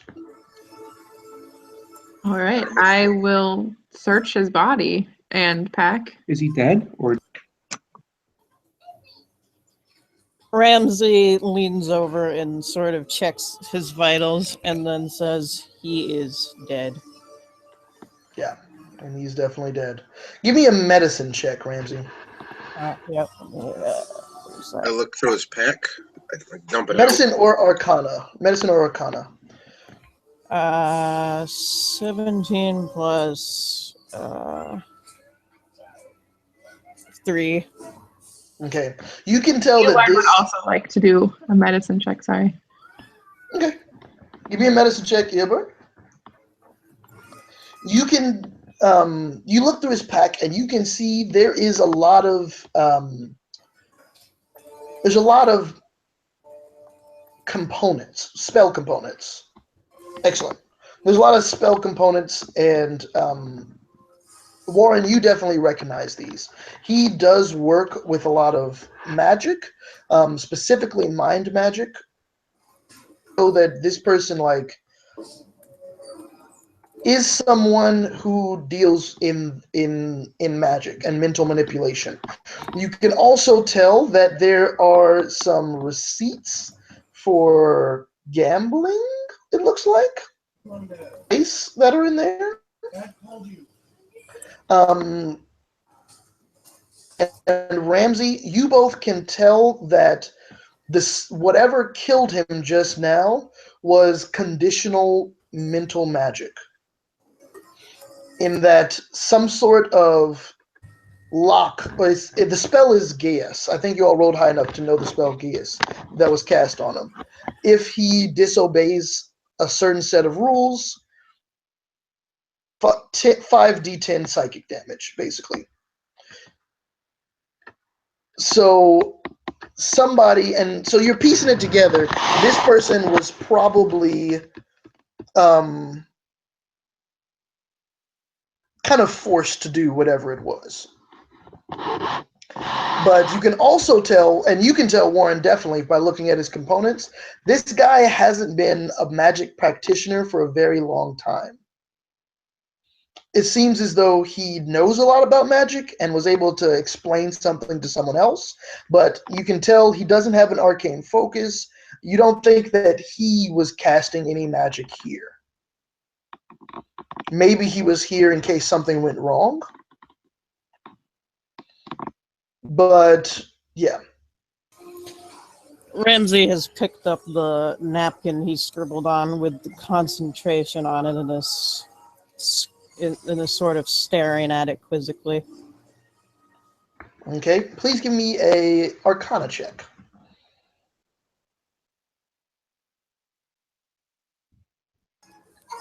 Uh, 15 plus 3.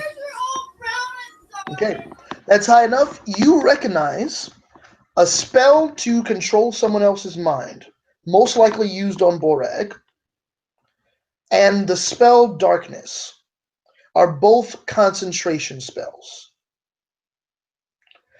And that means it couldn't have been one person who did this.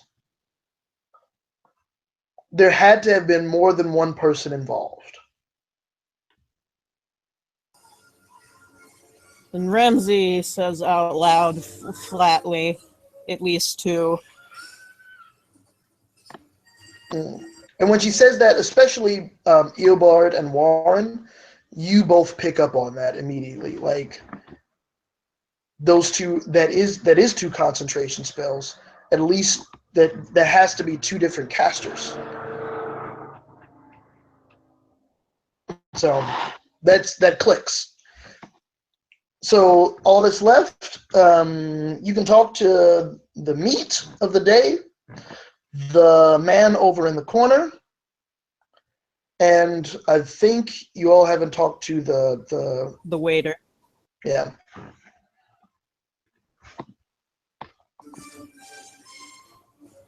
Ramsey is going to approach the man in the corner with the bodyguard, I think you said. And the bodyguard stands there in front, and you approach, and the bodyguard kind of steps between you and the man, stands there looking at you.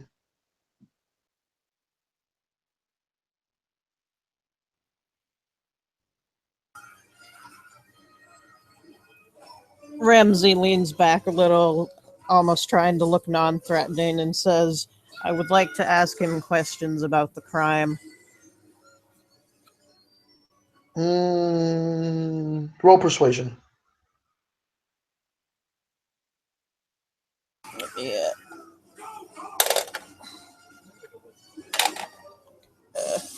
Sorry, I dropped the dice. 1 second. 12 plus... What is it? 12 plus 4. Sweet. DC was 15, so he kind of looks at you, and he takes a step aside, and he says, the man, this giant meaty man, and you look at his skin, and this texture of his skin looks like the peel of an orange. And he looks down and says,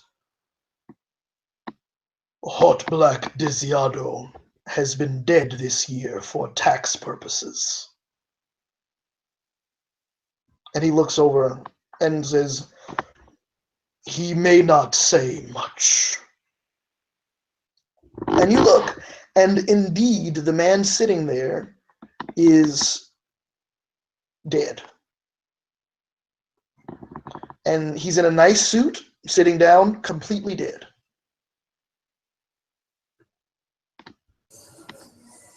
So this is an uncommon form of tax evasion. Ramsey sort of leans over to see if he gets any sort of response. Make a perception check. 19 plus 1. Sweet. You can see the fork on the table slowly moving to the left and right. Right. The bodyguard looks.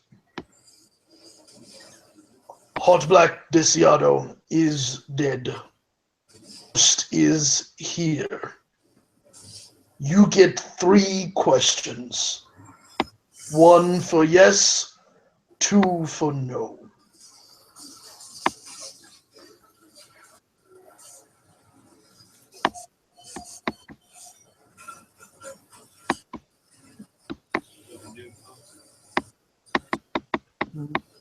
Okay. First, he says, did you see anyone when the murders were committed? The fork vibrates on the table, lifts up, taps the glass 1 time. Bing!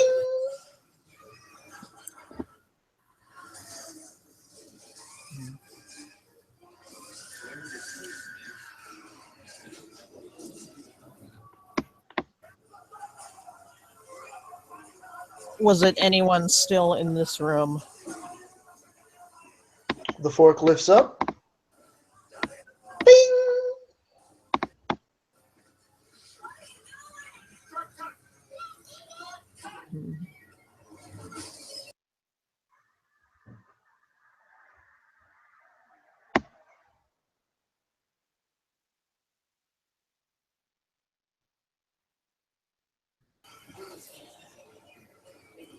Are they still alive? Hmm.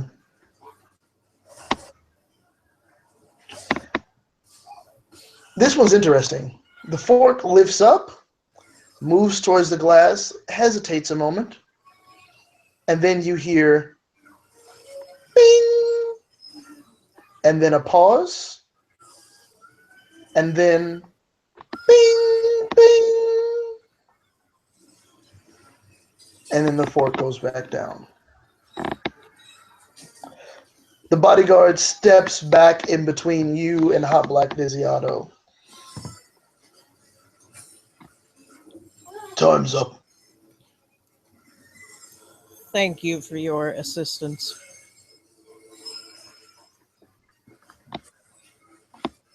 And Ramsey moves back towards the general group. Does he report that to us, or? Yeah, he reports it.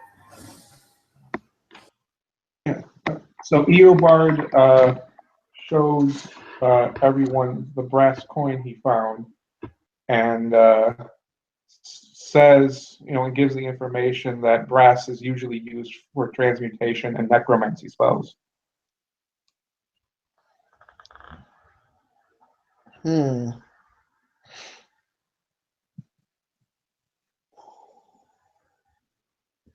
So let's recap. I'm going to DM recap. You know that the Slod was most likely involved, the large one, Borag the Fertile, was most likely involved in the murder. Probably mentally manipulated by someone in order to do it. You know that there were probably 2 people that were doing the casting of the darkness and the dominate. So that it most likely wasn't the old man, who seems he hasn't practiced magic in a very long time. And you have the information from Hot Black Desiato that the murderer is still in the room. And when he asked if they got the mixed response, maybe he was referring to 2 people. Maybe one is dead and one is not.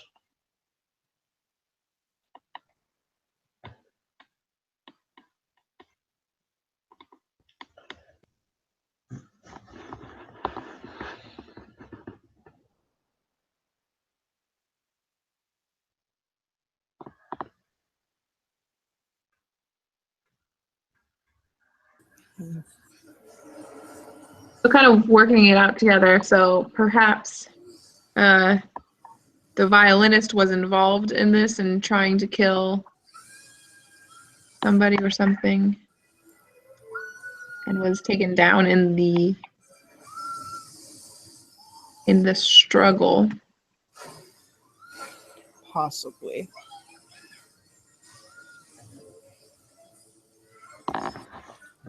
If one is dead, but it wasn't the old man, if we believe that, he is the only, Max and the violinist are the only 2, well, I guess 3, whatever, the guy is technically dead. I don't know if he'd be confessing, though, if that's something we should consider. Well, he probably didn't do it because he's dead, and he was dead before. He was dead before anything happened. Yeah, Max was the first one who died, so he's probably crossed off the list, and then the violinist second, so there's maybe something there, but I don't think Max did anything. Because the first thing we did was hear him screaming. Yeah, he could have had like a death spell type thing that went off as he died, though, to take out the violinist. Possible. Have we talked to all? You did notice that both of them. Waiter and the owner. Sorry, go ahead.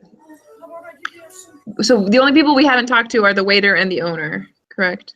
Everyone else. The waiter and the meat of the day. Well, I mean, I spoke to the meat of the day. Oh, yeah. But yeah. There's like the bartender or owner person.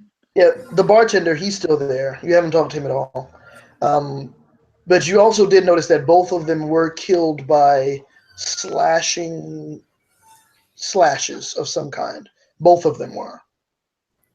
Even though you know that the Borag, who was very upfront with you, was confident that he only killed Max. Hmm. There are more slot in the room, but It's true. say before anything else. Well, from your magic, you would also know that would be a lot of dominate spells. Yeah, that To since all it's of only them. one at the time, one at a time. Yeah, you would know that. We should probably talk to the waiter before anything else.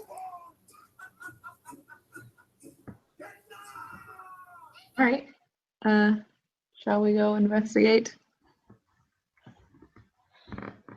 Sure. So you walk over to the waiter. He's had quite a bit of time to himself. He looked really like shaken the first time you all were talking. Calmed himself down now, moved his stuff back to where it needs to be. The liquid nitrogen has since, like, I think you all picked it up already. You both said you picked up the liquid nitrogen, so but the rest of them are, just kind of sitting around. You see different, like all kinds of different implements, like different tools and things behind the counter for dealing with all these exotic ingredients. You see springs, you see all kinds of stuff that's back there. And you also, and he's kind of just standing. It looks like he's standing on some sort of stool that extends behind the entire bar. And you did notice that one of you noticed that he had fallen when the darkness went off the stool.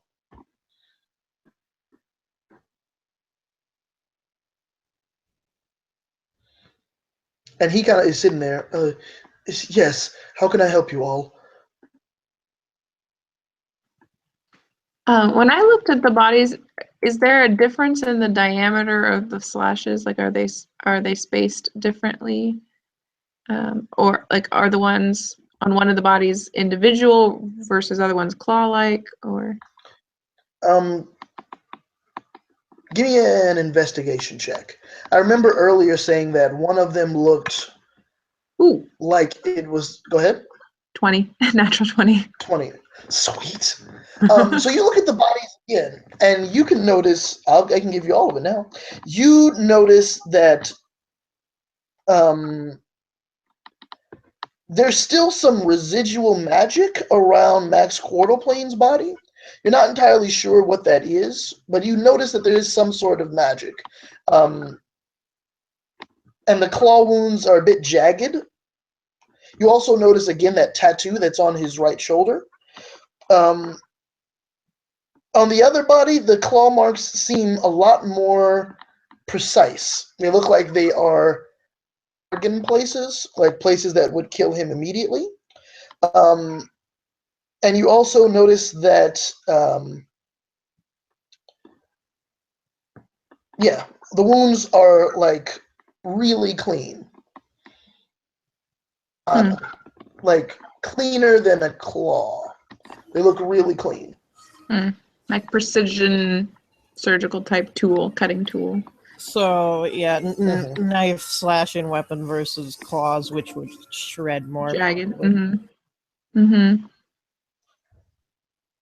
Okay. So going over to the bartender, or the waiter, excuse me, the one that we were approaching. Seems like you have a lot of implements over here. Did you perhaps see anything, or were you involved in this scuffle that took place? No, I fell. Whenever the darkness went off, I fell behind the table here. I'm sure one of you have seen it. Does he seem to be telling me the truth? How does his demeanor? Oh, give me an insight check.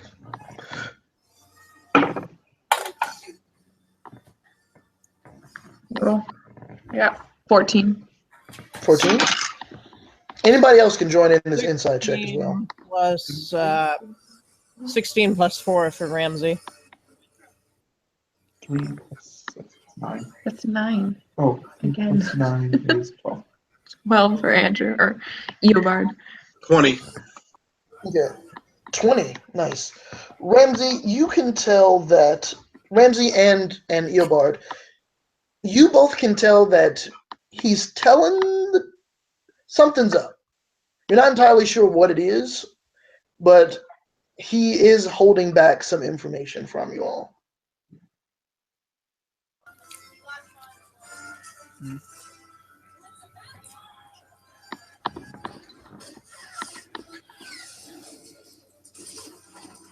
Ramsey leans in and over him a little and says, I do not think you are telling the entire truth, which might be intimidation, since he's kind of large Go for it. and ominous. 14 plus 7. Okay. He kind of leans back at you and he looks up at this massive machine. He says,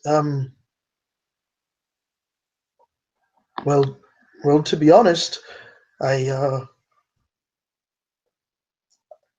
haven't been able to find my tool for the goggle blasters. The hook. I haven't been able to find it. And I'm afraid it is rather sharp. Is this tool kept somewhere where anyone can grab it, or is it kept somewhere that, is hard to get to? Well, it's behind the counter here.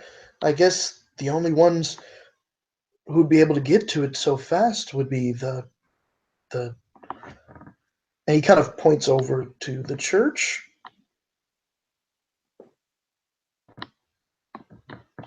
Because they are the seat that is right next to the what's it called? To him. They're the closest seat next to him. Can they see this tool from where they're at, or the spot where it would be? You could look and just kind of see. Yeah, they probably could see it. Okay. So the only ones are the religious people and the waiter, of course, and you. Oh well, I guess.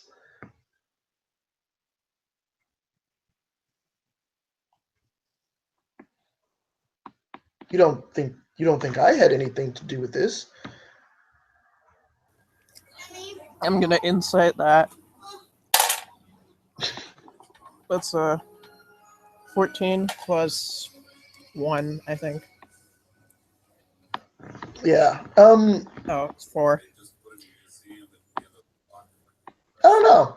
It looks a little fishy. You got a 17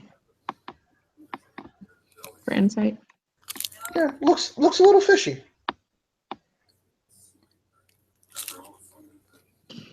I'd like to search him if he'll allow me. Well, I guess I'll be like, I would like to search you.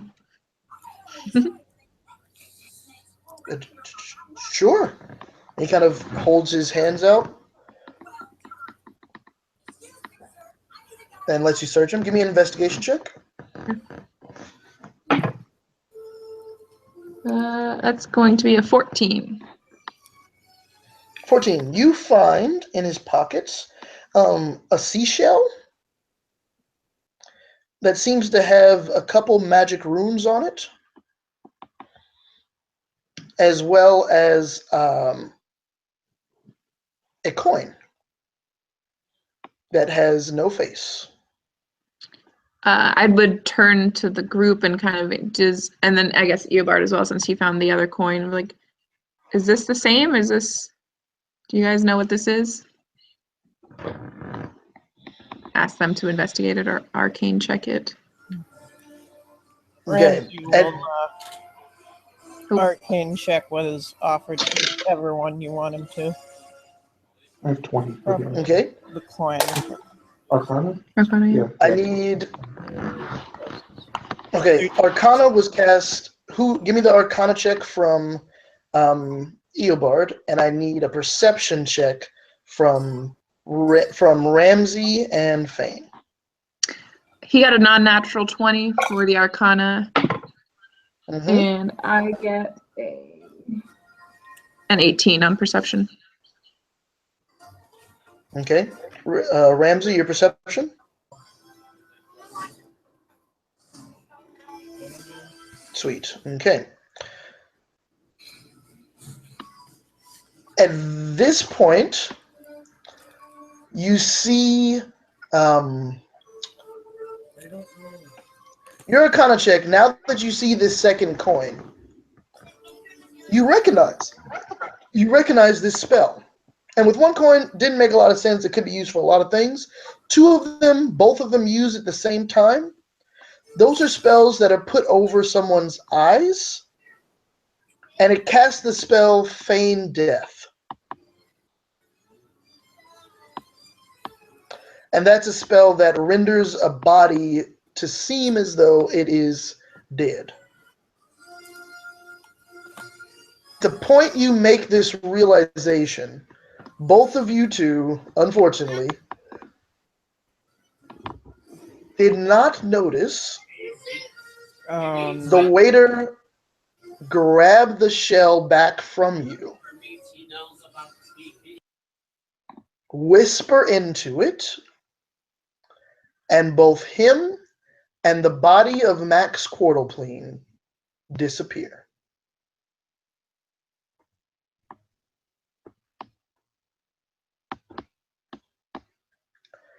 And at this, out of the door steps Cheshire Cat, sees that the two are missing, and says, "Ha ha! The game's afoot." And the door behind him disappears. Are you all ready? This is what I was waiting for. And at that, we're going to take another quick break. Sound okay? Yep, sounds good. I'll get another drink. All right. Good work, guys. That was, I don't know. That was the first time I tried anything like that. We'll see how it goes in the future. But, well, we'll see.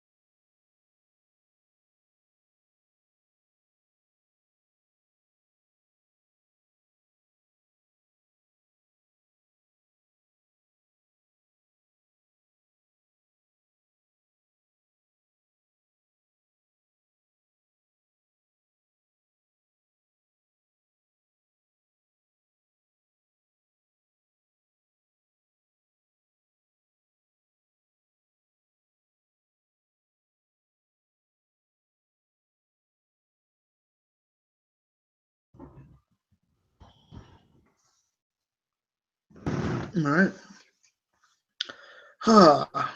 Well, good work, everybody. I was kind of worried about this one because I didn't know how long the investigation would take, and it depends on who's playing it. So I was trying to, I don't know. This is the first time I've tried to do something like this. But you all definitely talked to the waiter last, which I did not expect. Yeah, But I he guess just that's how it goes. so helpless. Yeah, he was freaking out. Yeah. I don't think I remember hearing that the stool fell, that he fell, but I might have just missed it. He was lying. Yeah, I mean, he did disappear immediately after that, so he was lying. Well, I expect Which him is to why. talk to me too, but he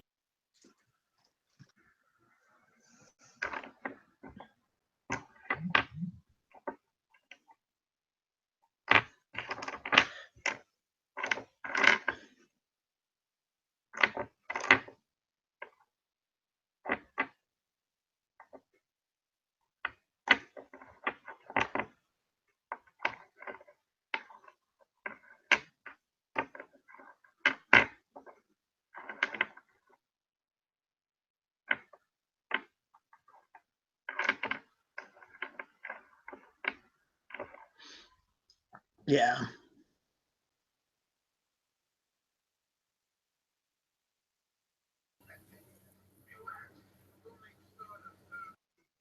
Makes sense now that Max was there when he shouldn't have been.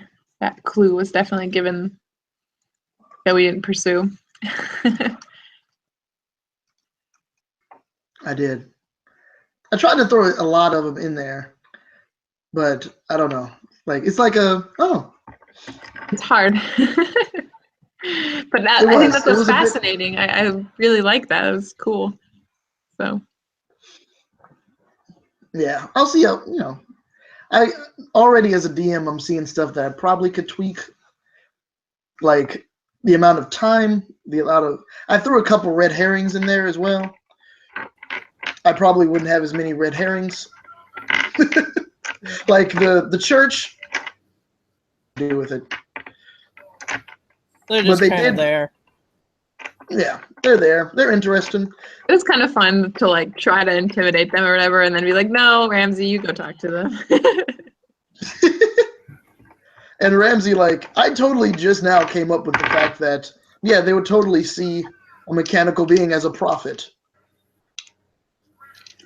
Because remember, Scott rolled for them to be technologically advanced. Like, he came up with that on the spot. So that's a good example of something like improv stuff that gets used, actually. So,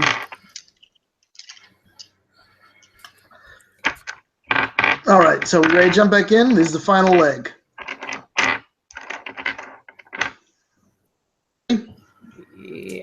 Yep. Everybody good? Scott, give me a thumbs up. Cool. So, you all begin. I'm not going to tell you all what you're going to do. The Cheshire Cat comes out of the door, and the door behind him disappears, so the hallway is open again. And he says, I know where they're going. The only place they can go. Come with me. And he turns and starts walking through the door. I follow. I'll follow Ramsey's while readying following. my daggers. Cool. And everybody starts going along. As you're walking, Cheshire Cat is starting to, not kind of running, actually. As you're going, Cheshire Cat is explaining some things to you. He moves a lot faster than you all. Like, I don't think, what's your movement speed, guys? 30 should be. 30. Everybody's at 30? Yeah. Yeah, he moves quite a bit faster than you all, and he's getting ahead of you. But as he's talking, as you all are going down this hallway and kind of following him, weaving through this restaurant, you pass by a couple other rooms. A couple of times you actually see some Githzerai guards that are standing by in other rooms. And as he's running, he takes you down some stairs, and he's talking to you, and he's saying, "Well, for some time, the Gith have been looking for someone infiltrating this place. There's been reports of extortion and tax dodging. I'm quite sure that the death of that poor violinist was because he was one of our spies, and most likely was onto that the bartender. Most likely, he found out something he shouldn't have. And while he was still undercover, he was, shall we say, gotten rid of. Max, however, I'm not sure that he's here for me. So I'll find him." And he goes around the corner and he sees that there's you come to a large door, and the door looks industrial in its nature, very huge, and it seems to be locked. And he looks at it and says, "Hold on just a moment." And all of you feel, I don't think any of you have had this experience before, but you feel your body kind of be pulled apart and reassembled. And he teleports you to the other side of the door. And as you arrive there, you're in a long hallway that looks like there's a grate on the ground. Like it looks like you're in the inner workings of whatever this machine is. And as you're teleported, you hear Shesheket saying, "To restart the engine, tip the restaurant back into reality so they can make their escape. We must not let them." As you reappear, you're on this, I would say, 30-foot wide catwalk. And in front of you, there's a long catwalk, and at the end of it, there's a door. And you notice first, Sheshakat is not with you. Second, you notice that on this, at the end of the hallway, you can look behind you, is an industrial door. At the end of the hallway, there's another industrial kind of door, and banging on it, the waiter.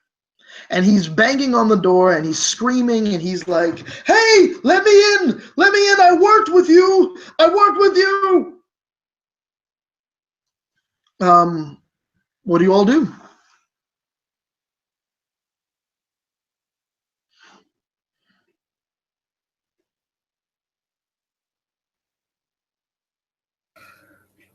Is he outside the ship? I forget what you said real quick. Well, right now you're in a hallway. It's a straight hallway. It seems to be about maybe 70 feet long.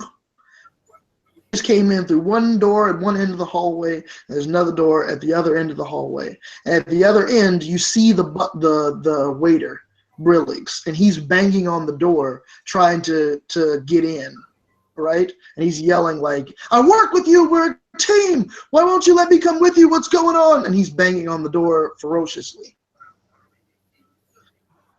So yeah, you're just in like this industrial kind of, like the walls are made of just this kind of steel, but you recognize it as like this grayish material, probably the same stuff that Sheshakat's suit is made of.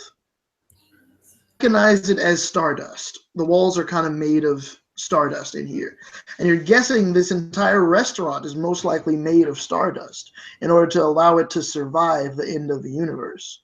So you're in this industrial hall with this catwalk, and at the end of it, he's standing there banging on the door.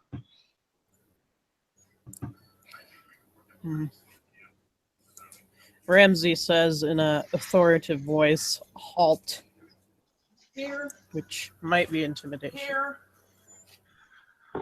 And he turns around and he looks at you all and he's like, "Don't come any closer."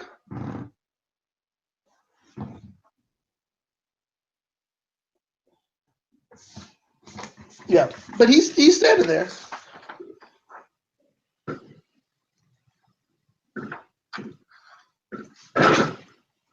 And looking around, there's no sign of Cheshire Cat. There's no sign of the Cheshire Cat, no. He seems to have dropped you all here, perhaps. But It would yeah, seem to me he seems that to not be present. Max, if he was feigning death, has ditched his waiter. That's kind of what it looks like. Yeah. Which kind of sucks, but yeah. Yeah. Could I use a blow dart on this waiter? Sure. Give me an attack. What do Roll a d20 and add your attack modifier. It should be next to your blow dart on your character sheet. He rolled a 2. +6. 2. So it shoots off and it seems to miss him. Like he kind of dodges out of the way and he's like, "Don't you come near me. I'm going to escape and I'm going to escape with or without you." And he starts into like, there seems to be some sort of mechanical keypad and he starts typing in numbers how to work the door.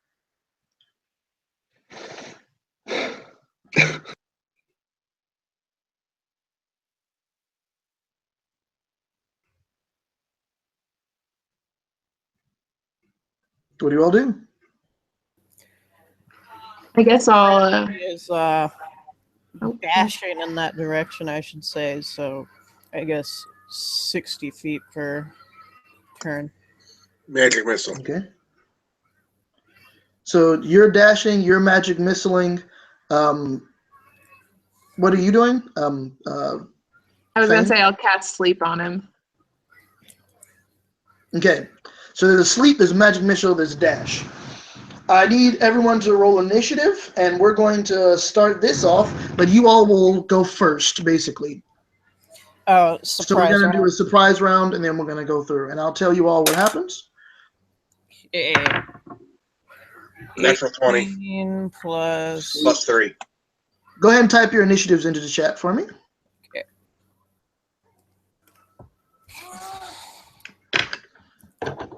And Willig's is at a 13.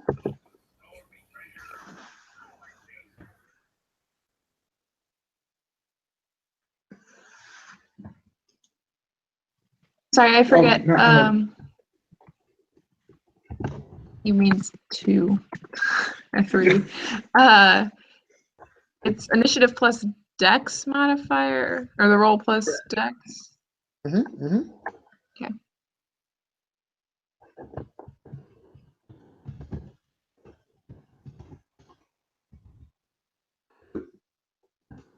We got, okay. So I'm thinking we're going to start with 19 at, 19 is going to be Ramsey.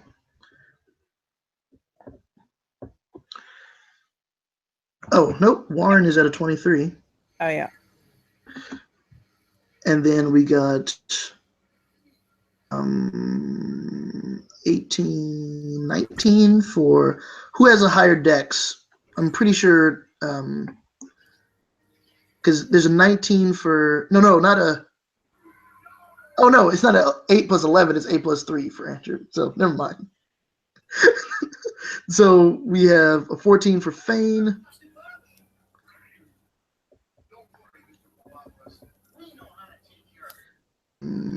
Brillig's is going at 13. And come on, names. My dex is also 13, but Eobard. 13. Eobard, there we go. Sorry. Eobard is going to be at 11. So we're going to be Warren, Ramsey, Fane, Brillig's, and Eobard. For anyone who's Alright. curious, that's the name of the reverse flash. Ah, You know, I thought that sounded familiar. that works. So, You let me learn tell something. you what happens during your surprise round. First up, Warren, your magic missile streams forward, collides with the wall behind Brillix, and he turns and looks at you with a smile. Ramsey, as you dash ahead, when you hit the 30-foot mark, I need you to make a dexterity saving throw.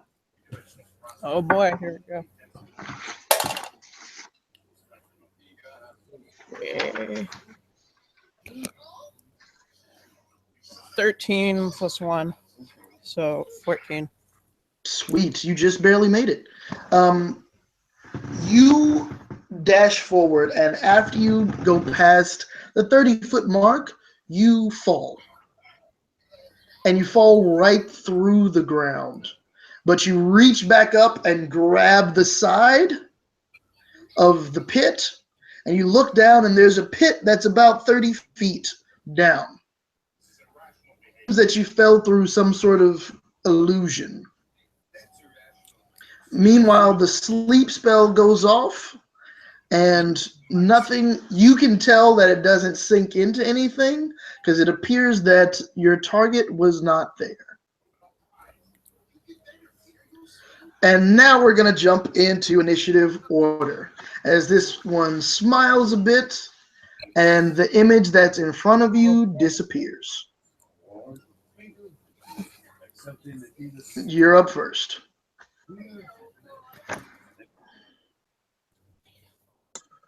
So the hallway's gone in front of us, right? No, the hallway's there. The floor, it seems like a section of the floor was not real. And now that Ramsey's underneath it, you can see it's about a 10-foot section. Like a 5 to 10-foot gap that's there between where you all are and where he is.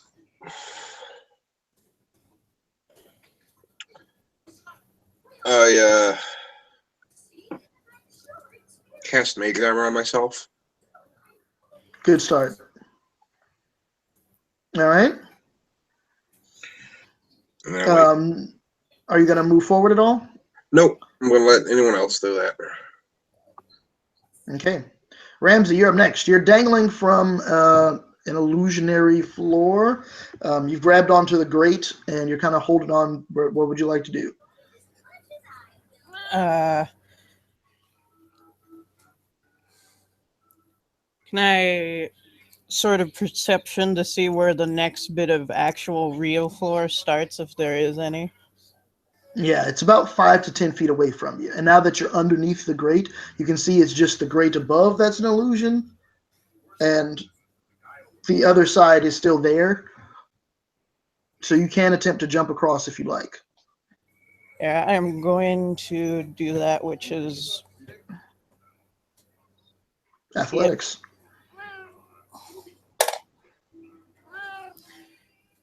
okay. 12 plus 7. Sweet. Yeah, you clear it. Just and you launch like it's like if it sounds like your servos and your legs and arms are just kind of and explode, and you rocket over to the other side and land no problem. Give me a perception check. Yep. Yeah. 13 plus 1, I think. So 14. Let's see Yep. what we get here. You hear something off to the right in the room. If now that you've gone across, it's like a 30 by 30 thing that you're standing on now. And if it's a square in the right corner, you hear something moving around. in the top right corner. I will say your jump and your identify, like that's your action for this turn. You have your movement still if you'd like. Yeah, I will move forward about Towards 10 it. feet. Yep. Okay, about 10 feet. So you move forward about 10 feet and you're looking and you kind of see maybe a little crumb on the ground shift a bit, and you hear something over there. Next up, Fane. So, if I understand it, the group of us are in a hallway. In front of us, there's a missing section of ground, and Ramsey is now across that on a 30 by 30 platform room thing. Is that Correct. laid That's out? totally right. Okay.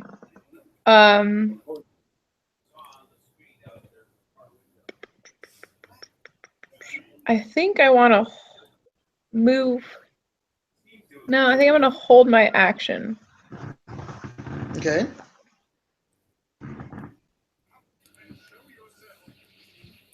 What are you holding it for? You have to have a trigger. So I guess I want to wait for Eobard's, like to see what he and Warren are gonna do. Okay, for held actions, you got to think about. You have to say what you're going to do and what specifically triggers it. Okay. I would like to ready. Yeah, sure. I want to shoot, but I want to do so after he poisons my arrow. Okay. No, that's probably not a good idea because I don't know where the person is yet. No, all right. I'm just gonna cast True Strike on myself. Okay. I was saying you could hold your arrow shot until you see him. Okay. If I can, I guess if I can do that, then yeah. I would like to hold in order for my weapon to be poisoned. Okay. Well, one, do you know about his poisons? You all really haven't talked to each other at all. Yeah, and that's why I was trying to hesitate. I would say if you hold your attack until you see him, that would be okay, and then you're attacking him. But I don't think Fane knows about those yet. Okay, that's fine. I don't want to metagame too much. Fair. Yeah. Yeah. I guess I will just ready myself to attack. So you hold your action, and about now, actually, it's going to be Brillig's. And Brillig's is going to... You all aren't... Well, actually, yeah, you all are going to know what he does. You see in that corner that you're looking at, Ramsey, you see out of it come this staff. And the staff is a bit like... It looks like an eye on the end of a golden scepter. And it comes into view, and as it does, you see Brillig's, this short, 3-foot-tall man, and he seems to have changed his outfit. He looks like he's in some sort of ceremonial robes now, with golden stripes, and he has this wicked smile on his face. And you also see come into view in front of him a large scorpion-like... It's a very large scorpion with 2 pincers and black plated armor and a very long, sharp stinger in front of it. And it stands in front of him and like kind of not roars, but starts moving towards you.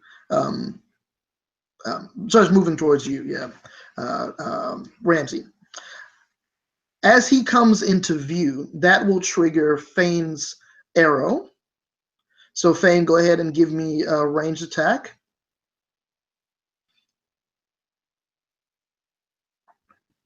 Natural 20.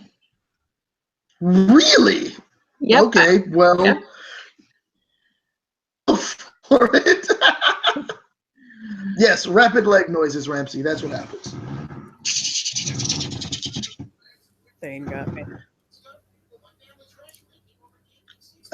So yeah, I'm gonna actually roll. Okay, no, but yeah.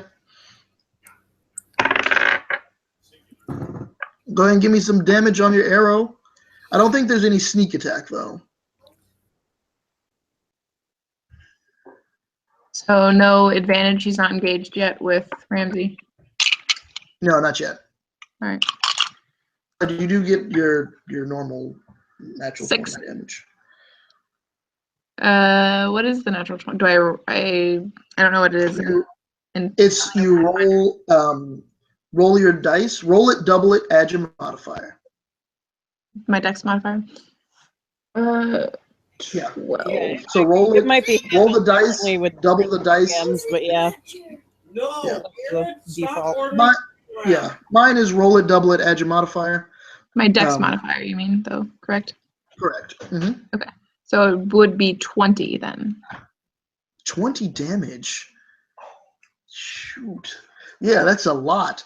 So an arrow streaks across. Actually, I'm sorry, I math wrong. That would be 16. I'm really sorry. It's 16, 6, okay. 12 plus 4. So 16. I'm really sorry. 6, 12 plus 4. Oh, you max damage though, still. Yep. Okay, so that, and you see the arrow kind of hit into his left shoulder. He's holding the staff in the right. The arrow hits into the left shoulder and like knocks him back a bit. And he and sits up. But yeah, that hit him. That hit him pretty good.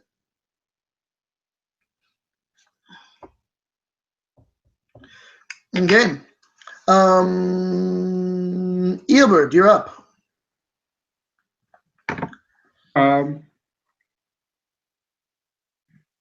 Throw a volatile concoction. Is that a good idea? You think? Sure. Yeah. Do what you want. So I have. So for you guys that we just met, I'm a poisoner. And, yeah, there hasn't been a lot of interpersonal conversation in this one. yeah. I kind of, yeah. Yeah, I wish you would have fired that arrow. I would have poisoned it for you. But now that we know this, I actually have a couple of poisons ready to go, and I have a volatile concoction that I would like to try at this thing. Go for There's it. the dude and the scorpion, and then Ramsey, right? That's kind of they're that's kind of the area. grouping. Yeah. Do it. Do it. Okay. Sorry. No, go for it. I hope you're So you throw this flask that you have, and you throw it across. Go ahead and describe what that flask looks like. What is you're planning on not retrieving this glass, right? No. So this is this one is going to go away, unfortunately. But it's picture a Erlenmeyer type flask. Oh, hang on, let me just draw this real quick. Picture an Erlenmeyer type flask, but made of a. But the bottom part looks like a metal piece that is kind of jankily holding it all together, like this. And so you like a poison.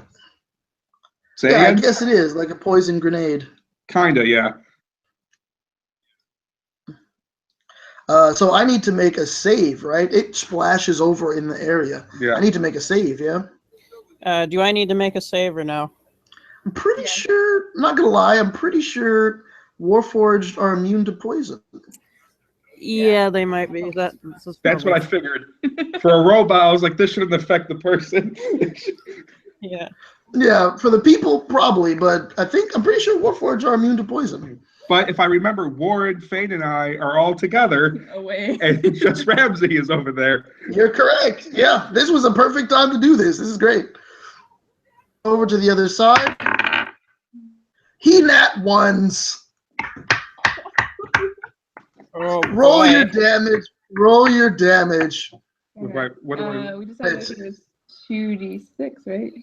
2d6 for poison. 2d6, Yeah. 2d6. So I rolled and I think you have Let me get the other plus dice. your intelligence modifier too.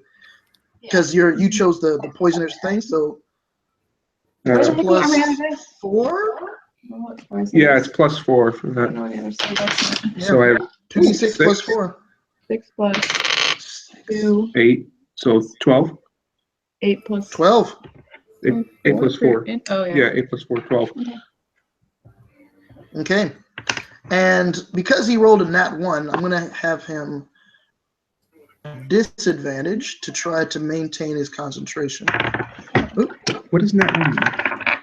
1 and it's like utter failure. Oh, 20 is okay. like utter success. Is that what you guys say? Like natural? Yeah, What do you got because you're not there? out. Yeah. Okay. So he starts coughing and gagging heavy. And he kind of, and you can see kind of like his skin starts to get a little paler. And he's, but he does manage to hold on to his staff, which is good news for him. And that's in front of Ramsey charges forward at this point and tries to hit you with his claws, but he rolls an 8 to hit. Does that hit? With no pluses, no. So, Yeah, it's just an 8. He rolled a pathetic 8. yeah, So his AC is 18 currently, so that doesn't do it. yeah, it's not gonna fly. So he tries and it kind of pinces at you with his pincer, and you dodge out of the way quite well. Back to the top, Warren. You now see this thing, him over in the corner. The scorpion's closer to me. He is on the other side of this small ravine that's between you two, but he is closer to you. He's between Ramsey and. I'm magic missile it. You magic missile it. Go for it.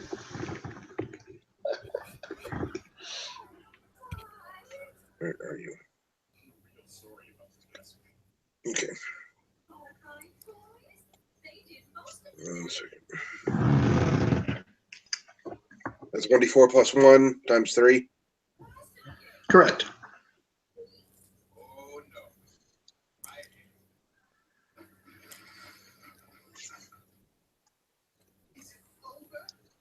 So that's 10. 10. 10? How can that be 10? 2, 3, and 2 plus 1d4 each one, right? Yeah, 2, 3, and okay, so 10. All right. So the magic missiles stream across the ravine and crunch into that thing. It does respond. It seems that it's made of something, but blood doesn't come out. Like this sort of wispy smoke comes off of it. Next up is Ramsey. Okay, so Ramsey has a lance, so he's going to try and lash at the scorpion with that. Go for it.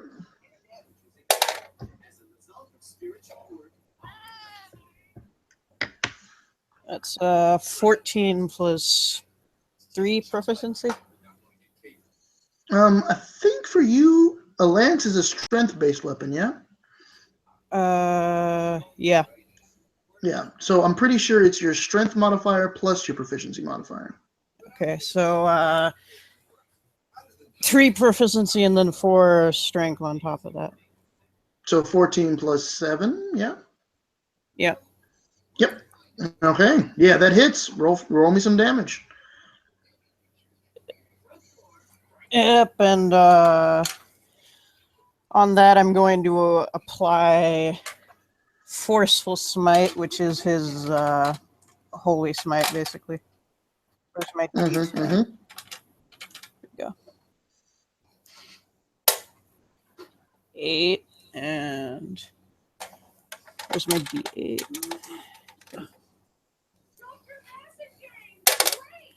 7 and 3. So if it's a chaotic limbo creature, there's one more d8, but I don't know. This one is not. Okay, so that's So what's the total? I think an 8, a 7, and a 2. Might have been a 3, not sure. Okay. So this lance lifts up and stabs into this creature. Is that do you get 2 attacks? Oh yeah, I do have extra attack. I was using Forceful Smite on the first one, Mm-hmm. but I can extra attack. Where is the d20? That's a 4 plus 3 plus 4, which might not do it.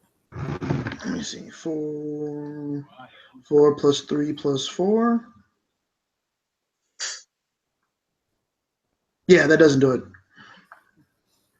So this, you stab in with the lance. The first one goes in deep, and then you pull it out, and you go back in, and it kind of slinks backwards a bit, and it moves a bit faster than you thought it would, and it dodges out of the way. Fane, you're up. Should we be worried about the wild magic comment? You said what? Oh, the Scott. Apparently Warren wild magic, or I rolled for the 3 spells I cast, but did not get a save. oh, it's not triggered. So success in that it failed. Trying to interpret that. Okay. Boop, boop. I don't know. I guess would I now? You do know he has poison now. Yeah. Would I now be able to hold in order for poison? Yes, totally. And he kind of and you are also a rogue, so you're aware of poisons quite well. So you're like, yeah, totally. Heck Load yeah. me up. Yeah. Okay. So Brillig's turn. I'm not sure. Yeah, I don't think he trusts this situation at all.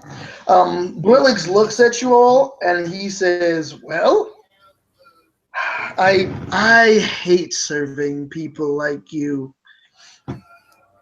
You hear him say it, and then you hear him say it again, but the voice doesn't come from him. It comes next to him, another Brillig appears that says, I hate serving people like you. And then another one, I hate. And then another one, I hate. And so standing there are 4 Brilligs that all say, I hate serving people like you. And they start moving between each other. Like the shell and the pea game, they start dodging and moving between each other. Just talking all kinds of stuff. Like no one ever tips well enough. And you don't know what true service art is. And I'm a mixologist, not a bartender. All kinds of stuff. As he's dancing around and becoming multiples, we're going to go up to nope. Yeah, Eobard, your turn. So, hey, looks like you want some poison on your arrow there. So I would poison tip her arrows, I guess. Sweet. Yeah. It'll be 1 arrow. 1 arrow per poison. Only 1 arrow? Okay. Yeah, I think I would probably offer my dagger to you. Oh, you want your dagger instead? All right. Well, then I can poison tip her dagger instead. Okay. So just if you poison tip the dagger, then the held action to shoot an arrow. Oh yeah. Trigger. Yeah, and so that's why I was not. I was thinking I would charge, but I guess if that's not going to be it. Well, let me just poison your arrow too. Okay. All right. So back to what the arrow she's holding or he's holding is I poison it. Okay, so it poison tips, and then you kind of, it's a little tricky because now you see 4 Brilligses over there. Sure. Do you want to? That triggers your held action. Do you want to go for it? Take a shot. Would it just be kind of my best guess kind of thing? I'll tell you what happens if you decide to take a shot. Okay. Sure, I'm gonna do it. Okay, please just roll your attack first. Okay. 19. 19. Just natural 19. Oh yeah, natural 19 plus the 6, so 25. Sweet. Now roll another d20. Okay.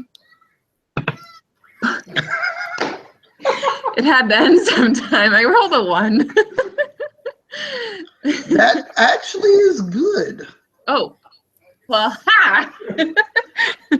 You How hacked did you? the That's system. really random. She did hack the system. That doesn't make any sense. Hold on, let me double check.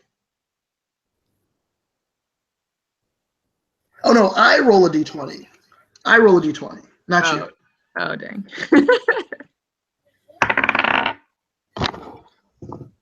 It. I rolled a 3. So yeah, it does hit him. Go ahead and roll damage. And I'm pretty sure he has to make a con save too. Gosh So darn it's it. gonna be the 2d4 of his poison. Is he now engaged or no? He's still not engaged Okay, so no advantage. because that fight is happening with him. Go ahead and first just roll your damage. And Okay. Eobard, go ahead and roll your poison damage. And I still think I get to make a save against it, yeah? I'm pretty sure I still get to make a save against it. Yeah, I think poison is always Constitution save. Yeah. My damage, I rolled a 1. He rolled 5 total for the 2d6. Okay, so he got 5 for the 2d6, and it is still plus 4, 2d6 plus 4, so 9 yes. total. Yeah, so 10. I mean, 9. Math. 9. And then how much damage did you do with your I arrow? rolled the 1 for the arrow. Is there's Plus, no, yeah, plus my your dex. dex. Which would be 4, so 5. So he's going to take the 5 damage no matter what. And then we'll do the con save versus 15. He does make his con save. That's great. Oh, I think he takes half damage on a failed save. So he's going to take additional 4. So still doesn't like that. Still doesn't like that. Yeah, good shot. The Scorpion is going to take another lash at Ramsey. Sam, can you get the pills? 6 plus 9. That's a 15? 15 misses Ramsey, yeah? Yep. This time the claw goes and makes contact, but your armor and plating is just too heavy for it. And it just kind of scratches off harmlessly, and you're totally fine. Back up to Warren.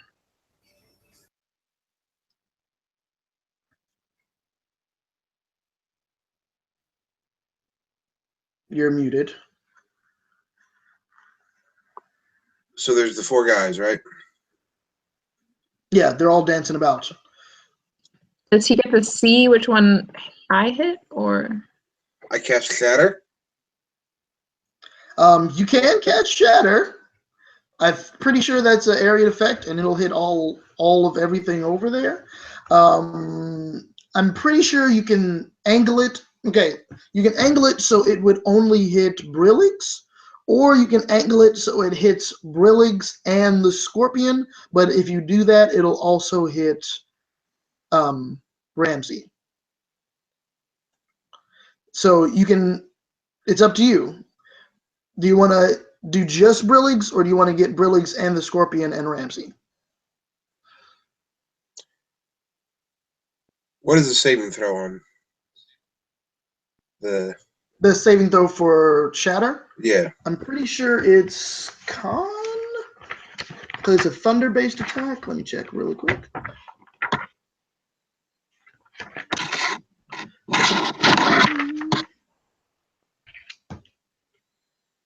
Yeah, it's Constitution.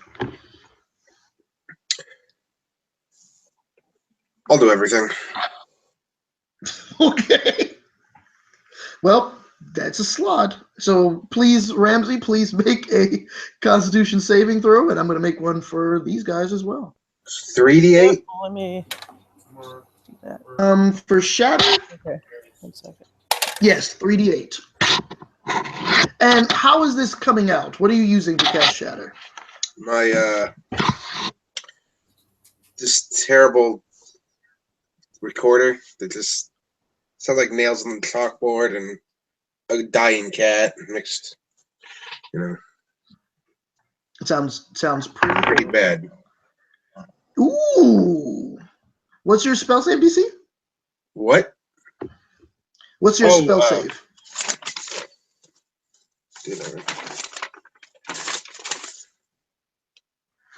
What is the? Is my wisdom or my intelligence plus? It's 8 plus your proficiency bonus plus your intelligence modifier. Proficiency is +2. Correct. For you right now, yeah, it's +2. So that would be a 13. 13. Okay. Good news, Ramsey makes the save. Awesome. Bad news, so do they. Well, So roll ahead and roll your 3d8, and they're going to take half. I rolled 20, so 20 on 3d8. Okay, so each of them going to take 10.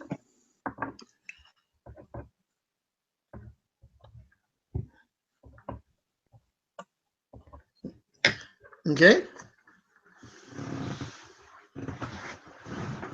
All right. Next up is Ramsey.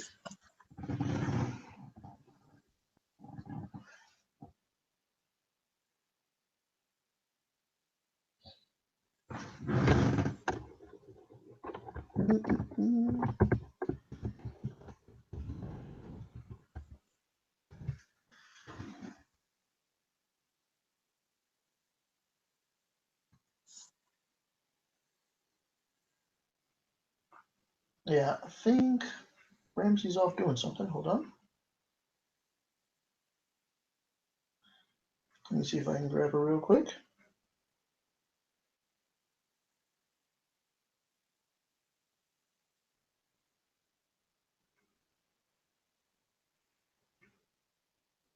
He swears at the shatter damage.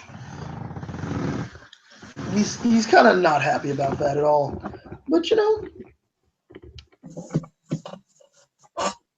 you all didn't really have too much time to bond in this episode, so goes back to attempting to stab his lance into the scorpion.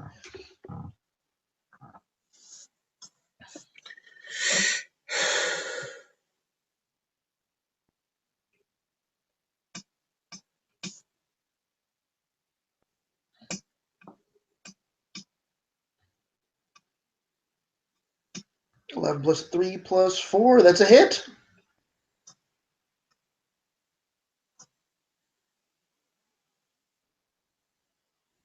Give me some damage. So Ramsey pulls back with the lance and kind of stabs it. This thing is kind of fading a little bit. Stabs it into him again. And deals a lot of damage. Who's after Ramsey? Fane is after Ramsey.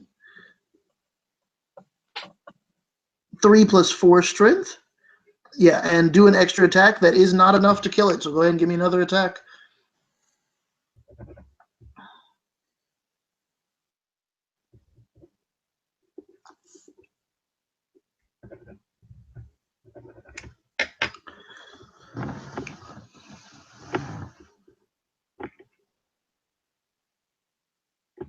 +16 +3 +4 hits.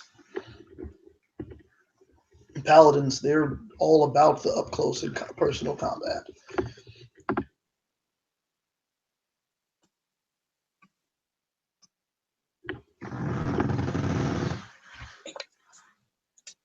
+9 +4 damage. Excellent. And with that, the blade goes into the scorpion's head, and he, like, Ramsey holds it there, and then the creature just and turns to this mist that just dissipates. Next up is Fane.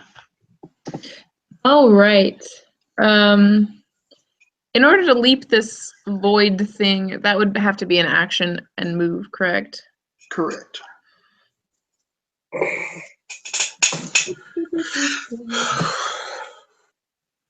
I guess I'm gonna hold my action then, same as before. For another poison? Yeah. All right. That brings up the Brillix. To be honest, didn't think that people would be so quick to jump across the void. So it caused this whole thing to be different. He doesn't have nearly as many defenses as he should have. So he's not looking too good. He's a little bit scared now. His scorpion, that wasn't supposed to happen immediately, but this robot is right in front of him. Kind of upset about is this spell slinger on the other side of this ravine, which is causing some serious problems. The arrows, he's pretty sure he can dodge with his mirror images maybe a couple more times, give him some more time. But this guy who's blowing up stuff, not ideal, not what he wants to see. So he looks across the ravine and he sees this frog-like creature. And I need you to make a wisdom saving throw.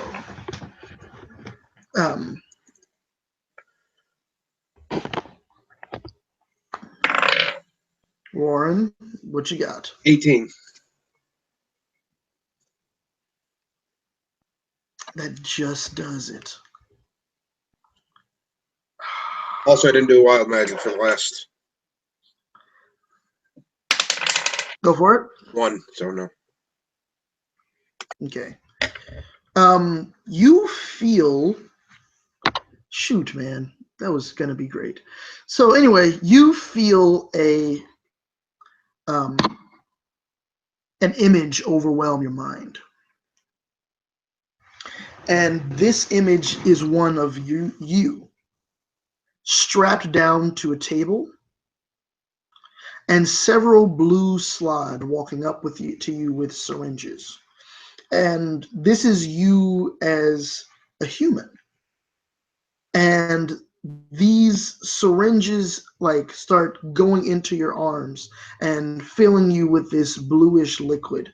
And you start to scream, but you kind of focus your mind and you think, this isn't real. This isn't, I did this already. This isn't happening. This isn't, and you kind of fight through the fear, and you still have those memories, but you shake your head and kind of refocus your mind and bring yourself back to this room that you're in, this fight, and you just saved from the most horrible thing.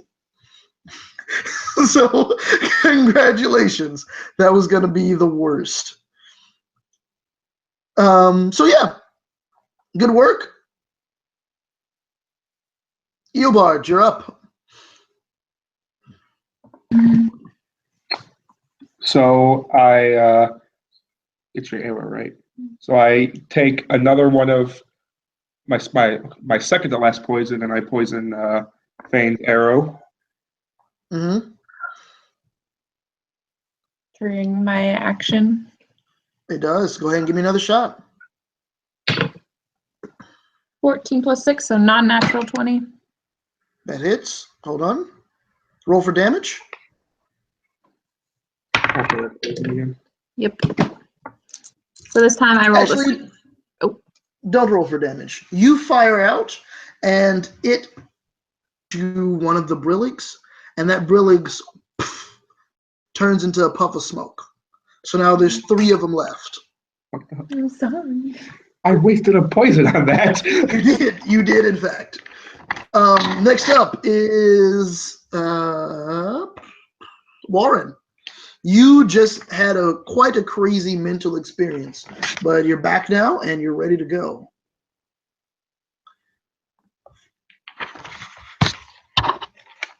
And you do know that that was a spell cast on you, so you know that this is him trying to get to you.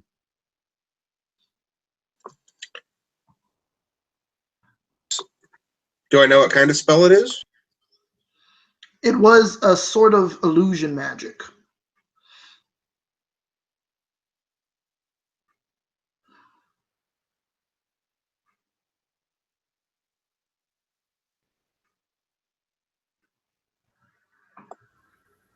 Poison spray. Does that?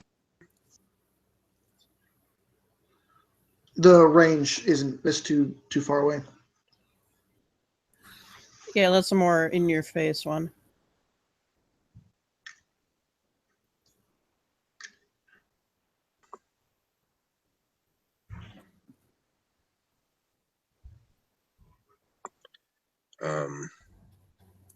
There's 3 of them left. Mm-hmm. Do I pick which one, or should I roll, or Who are you? Which one are you targeting? one of them? Because obviously I don't know which one is the Yeah. one. What are you trying to do? Which spell are you trying to cast? Magic missile. So you're going to target one of them with a magic missile? Yes. Okay. Give me, as you target one, I'm going to see. Yeah. Your missiles stream across the chasm, go into one of the mirror images, and it pops. I rolled a 6. Well, one of them just pops and disappears. On the wild magic. Oh, that's a 6. Great. Give me your rolls. So as this goes off, you all can kind of see, and I think Fane and gosh, Eobard see this a bit closer than everyone else. But as it goes off, you can kind of see Warren's shape move. Like it moves as though it's not all there. And you can see that he's really angry at this point, a little bit upset, and We said he was running to the store.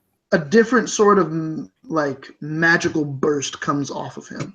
And we're going to see what that magical burst does. What is it? Oh It's boy. 5d10s? 4 d10s.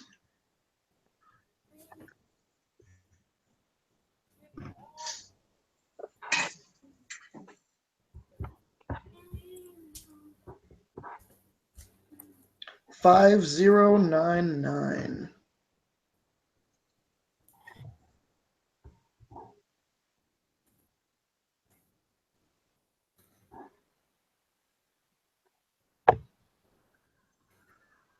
Oh shoot.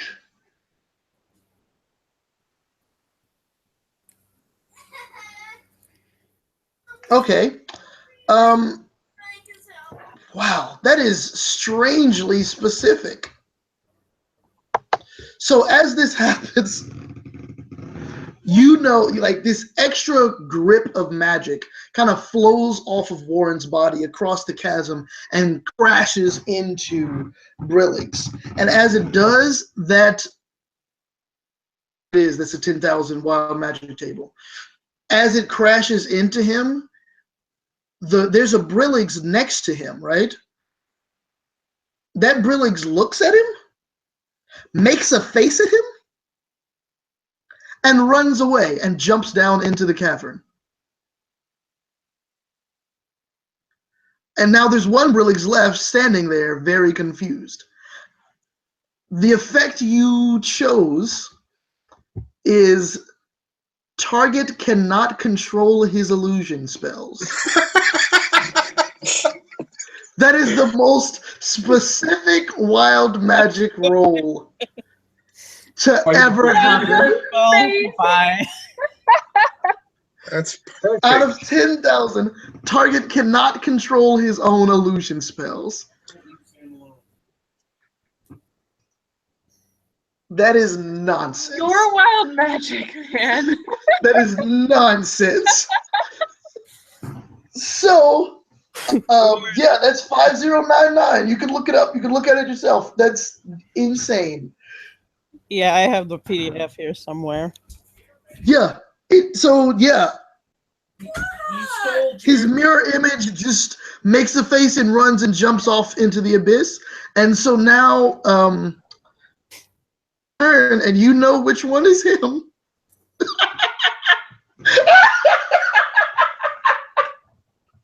That is not what he expected. That is not what he wanted at all. Oh my gosh, that's nuts. That's the worst. Oh, that's the worst. So yeah, Ramsey, it's your turn. It's still the best. Let me roll here to lance the one remaining one. Yeah, and he does not have that many defenses, really. That's 12 plus 3 plus 4. 12 plus 3 plus 4 is a hit. Gosh, man. Roll for damage. Yeah. Hopefully he gets one more turn in here. I don't think he'll make it because he has to go through Fane after you. 9 plus 4. And I'll roll for extra attack. Please go get the crap out, the dirty bedding out of your room. 9 plus 4. Does 5 plus 3 plus 4 hit? 5 plus 3 plus 4 is 7 plus 5, 12. No, the last one does not hit. So one hit does go in, though, and does 13 damage. And he looks really scared, really confused, and and not looking too well. The lance kind of slashes across his chest. He's bleeding. He's really confused right now. He has no idea how he's in this situation.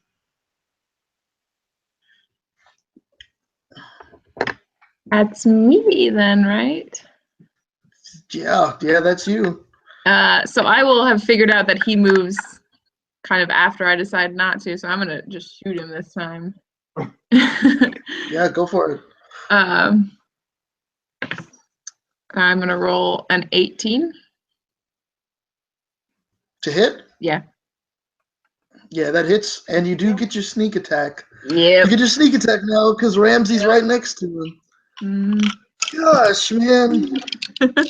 I planned it all. So it's 3d6, which is not going to be that much actually. So 4 plus my 4, so 8. 8 total? Yep. Okay.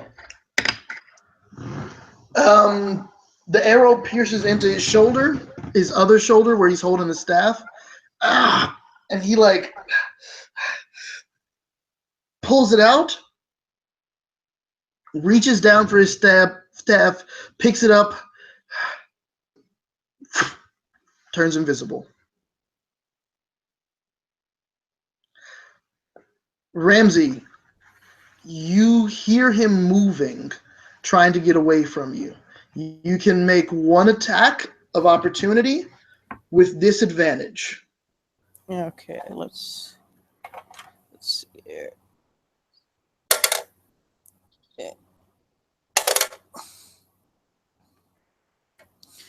That's 6 plus 3 plus 4, which probably does not hit. 6 plus 3 plus 4, it does not. And your lance moves about in air. Someone went in this room and stole stuff. Eelbert, you're up.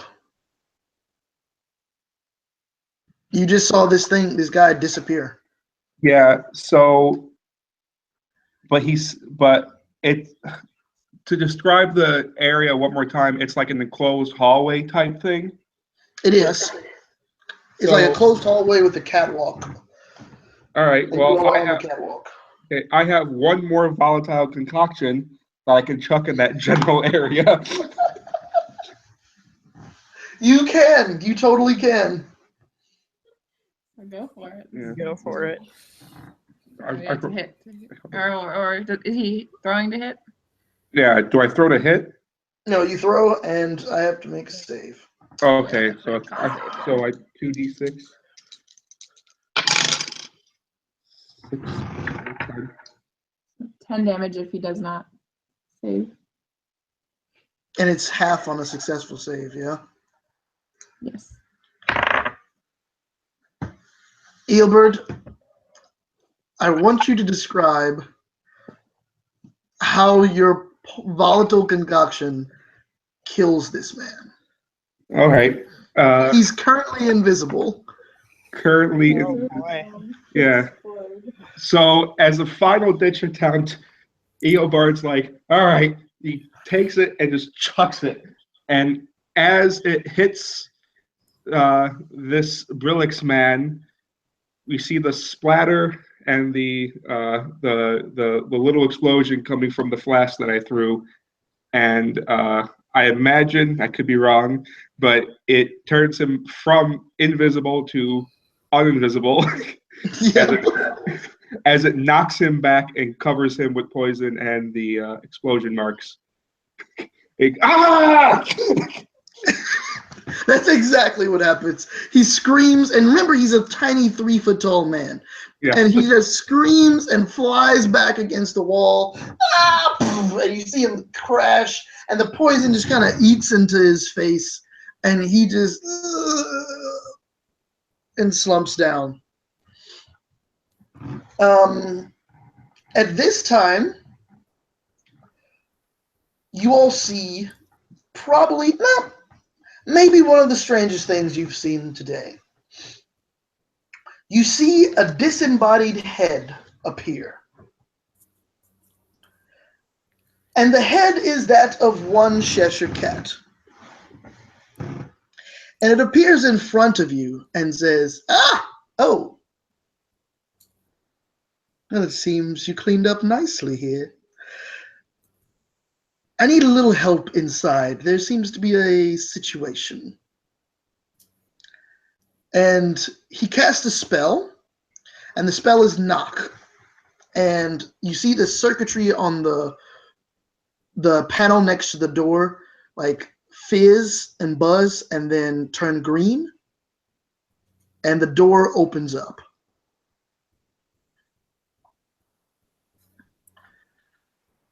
What do you all like to do?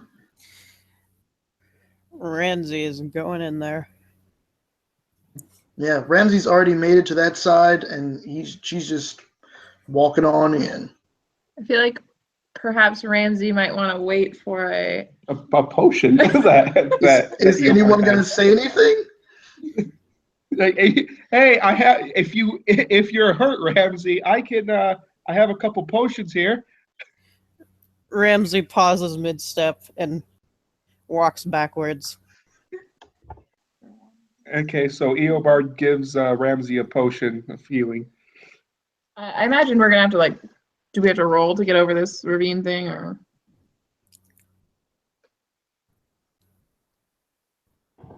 Right now, because you're not in combat, it's not too bad of a ravine, and you all just can take your time and make it across pretty easy.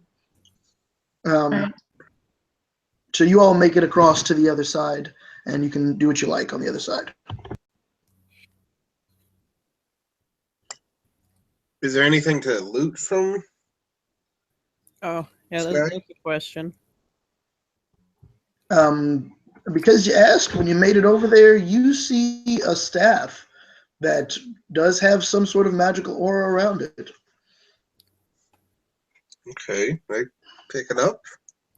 Do I know what kind of magic it is? Give me an Arcana check. Natural 20. Excellent. I'll just read off the stat to you. The staff is a staff of embodiment. You get the spell Major Illusion, and you can the illusion and make it real. For stats on animating it, you'll have to look at the spell Animate Objects. And basically, you can use the spell Animate Objects to animate your Major Illusion. And you get 2 objects worth of the spell. If you're an illusionist, you get some extra benefits as well, but I don't believe you're an illusionist. My But cat yeah. is here to embody Chester Cat, I guess. Huh? My cat is here lounging on me. Meow. Cheshire Cat smiles. So, Eobard yeah. would like to know if there's any like the scorpion blood. You said there wasn't any, right? But there's nothing he might harvest. There's not. A few seconds afterwards, you kind of realize that the scorpion was an illusion, most likely made real by this staff. You can probably also guess that as an illusionist, he probably could keep an image of himself behind the bar. What was happening was taking place. Is there anything on his body that I could look There at? is that seashell. Yeah, I want that. Yeah, you have a seashell. The seashell has 3 diamonds embedded in it. But yeah, I'm not. You're not magically inclined really at all. You can roll Arcana if you'd like to try to find out what it is. Sure, why not? Sure, go ahead. I rolled a 12, so with +5, that would be 17. Really? All right. I have +3 intelligence. Yeah, and then this spell.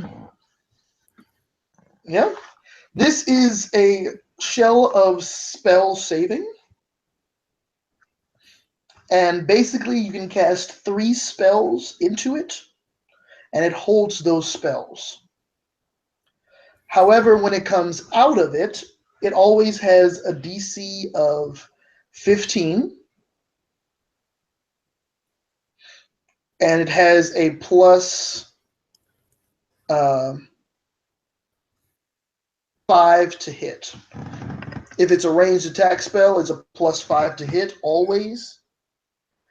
And if it's a spell save, the spell save is 15.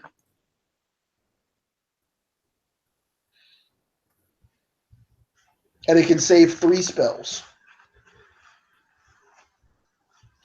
Cool. It seems like a dominate. You got high enough. I can explain it to you. Also, I'm explaining it because it's kind of fun for me. It had the dominate monster spell in it recently, as well as a teleport spell, as well as a no, actually that's it. I think it's still one of the spells is still held, and it's a teleport spell, which may be pretty useful. But you're guessing that this was going to be used to make their escape. You're also guessing that he most likely wasn't the caster originally, but that he knew enough about magic to perhaps activate it. This was most likely the original caster. This seems like pretty high level magic. Cool. Can we keep moving through the door? I'd like to sneak through the door, pocket it quickly, and move on. Okay, you all step through the door, and you can see this massive. It kind of looks like lightning. It looks like have you ever seen a Tesla coil? It looks like at the ceiling there's this massive metal sphere and a lightning bolt reaching from the top of it all the way to the bottom. But it makes no sound. It moves and ripples, but is absolutely silent. And around this coil, and you can see it's like a catwalk that goes around in a circle around this coil. And on the other side of it, you can see Cheshire Cat looking at someone who's standing next to some sort of control panel. And they both look at you walking in. Everybody please give me a perception check.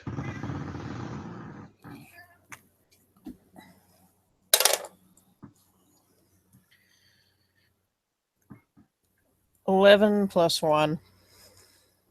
Okay. 17. Awesome.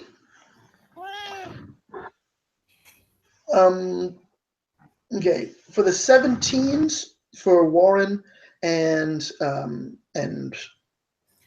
Fane, everyone else can see that's clearly Max Quarterplane, who's over there next to some sort of device. His shirts and clothes are still a bit tattered, but you both, Warren, can notice something's off. Like his skin is miscolored. It's this bluish color that's coming out of his skin. And you can see that it's some sort of disguise that he's holding together very, like, tentatively. Like, it's really difficult for him to keep this disguise that he's holding up. And says, and it looks like some sort of fight has been happening in here already. And he looks and he says, "You don't know what you're doing. This one," and he points to Cheshire Cat, "this one is more than he appears. We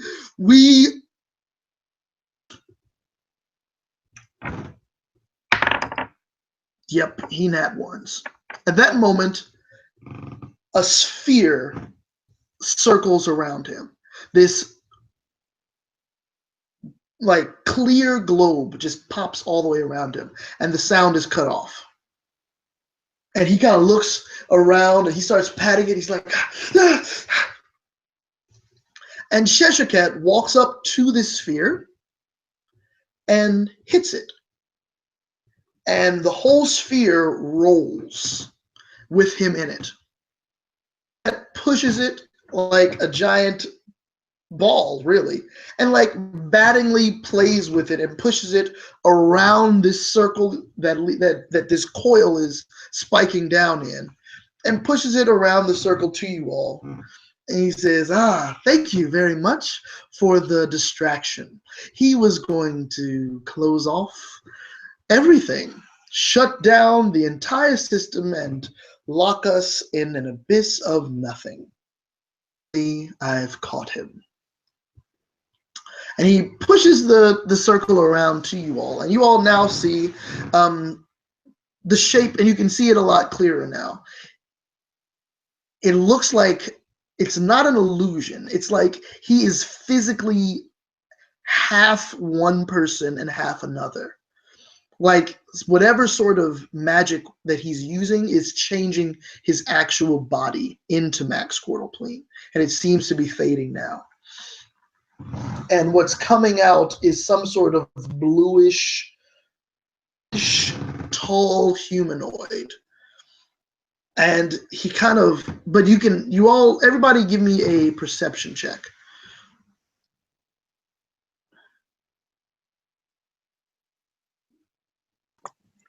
$14. 14? That's 10 for Fane. 7 total, so not much. Okay. Eyeballs here. 14 for Earbard. Earbard and Warren, both of you notice. Actually, no. I'm not going to give it to you. DC was 15. So, you all see him there, and he kind of like is frantic and begins coming and kind of showing whatever his true form is. And it's this tall bluish humanoid who has like very tall slits for like very small slits for eyes, and like kind of is holding himself against this sphere. He's kind of like mouthing and saying words to you all, but you can't really hear them. And Cheshire Cat walks by you and says, and kind of looks in at the sphere. "I want to ask you a few questions, but I'm afraid we don't have that much time, do we?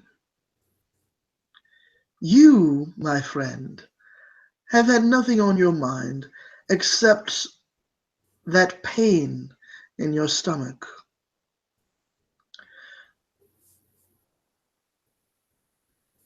friends here may have a few questions, but I don't think you'll be able to think about what I want to know. And the bubble pops with a claw from Cheshire Cat, and this creature falls onto the ground. For this last challenge, I need everyone to please roll me an initiative check. Oh boy. 1. That's 5 plus 1, so A 1, a 6. Fane and Eobard?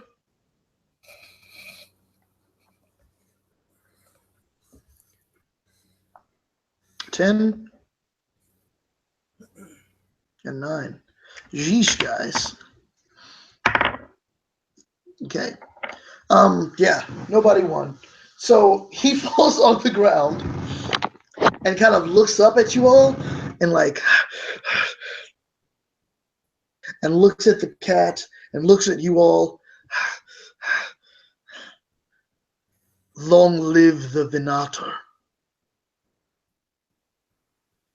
And out of his stomach bursts a creature that is just a giant slug with teeth, and it just bursts out of his stomach, and you see that its color is blue,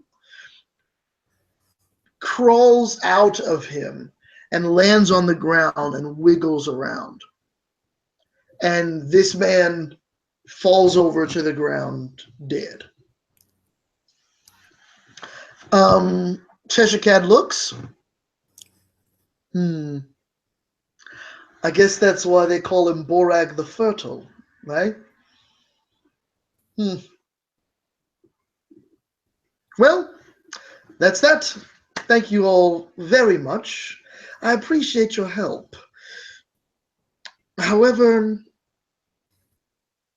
I may call on you again. And you see the switch on the other side of the room kind of click, and suddenly the sound of that lightning hits, and it booms out, and it rocks the room, and everything goes white.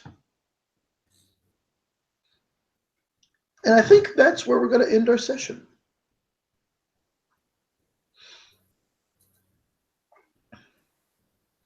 So, yay!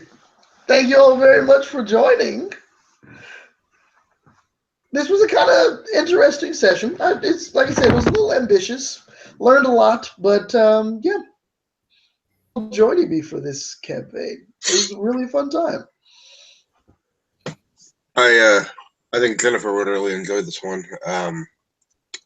Is there any way you can send her the link or the video? Yeah, To see no something problem. like this. Yeah, definitely. The link will be available. I'll put it in the chat. I'll also put it on the group event.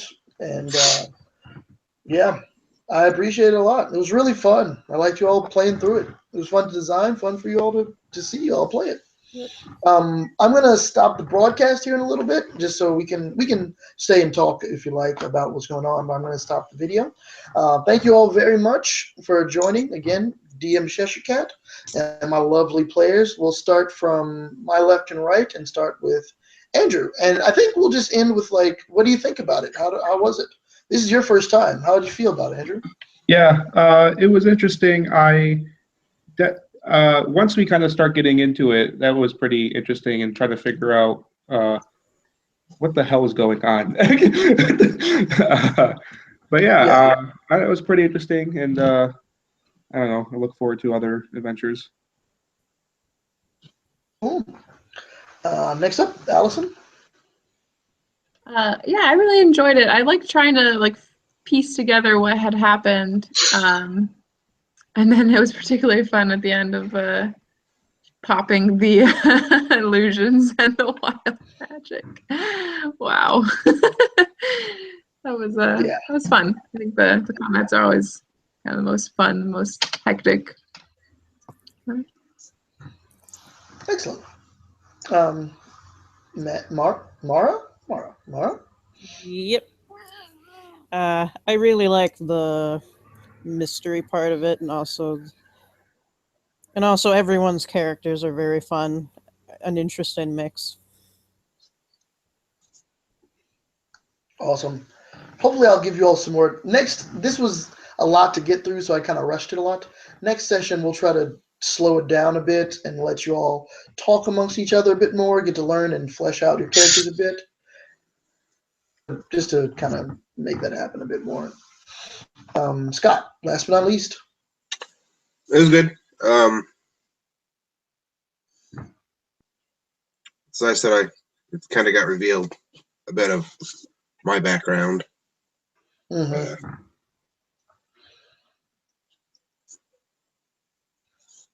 But the wild magic is always fun. Wild magic is always fun. Yeah. I wanted to throw. Huh? I thought I was about to get killed there by the sloths, but no. I was thinking about it. They could have killed you. I mean, They definitely could have. But I did have the green one over there for that reason. So next time may not be so friendly. We'll see how that goes again. I hate sloths. It's like gotta do what we gotta do. Yeah. Yeah, we had the green guy to kind of go, don't punch that guy. Yeah. Which was hopefully good, and like I said, this one was a lot more controlled, and trust me, the next one will not nearly be as much so. So thank you all very much for playing. Hopefully we'll jump back into the Royal next time, but until then, thank you all very much. If you're watching it, hopefully you enjoyed it. We always post our videos on the YouTube channel for Story Games, so if you want to take a look at that, there's our past Limbonauts sessions and any of them in the future that you may be interested in. So thank you all very much, and respect the Royal. See you.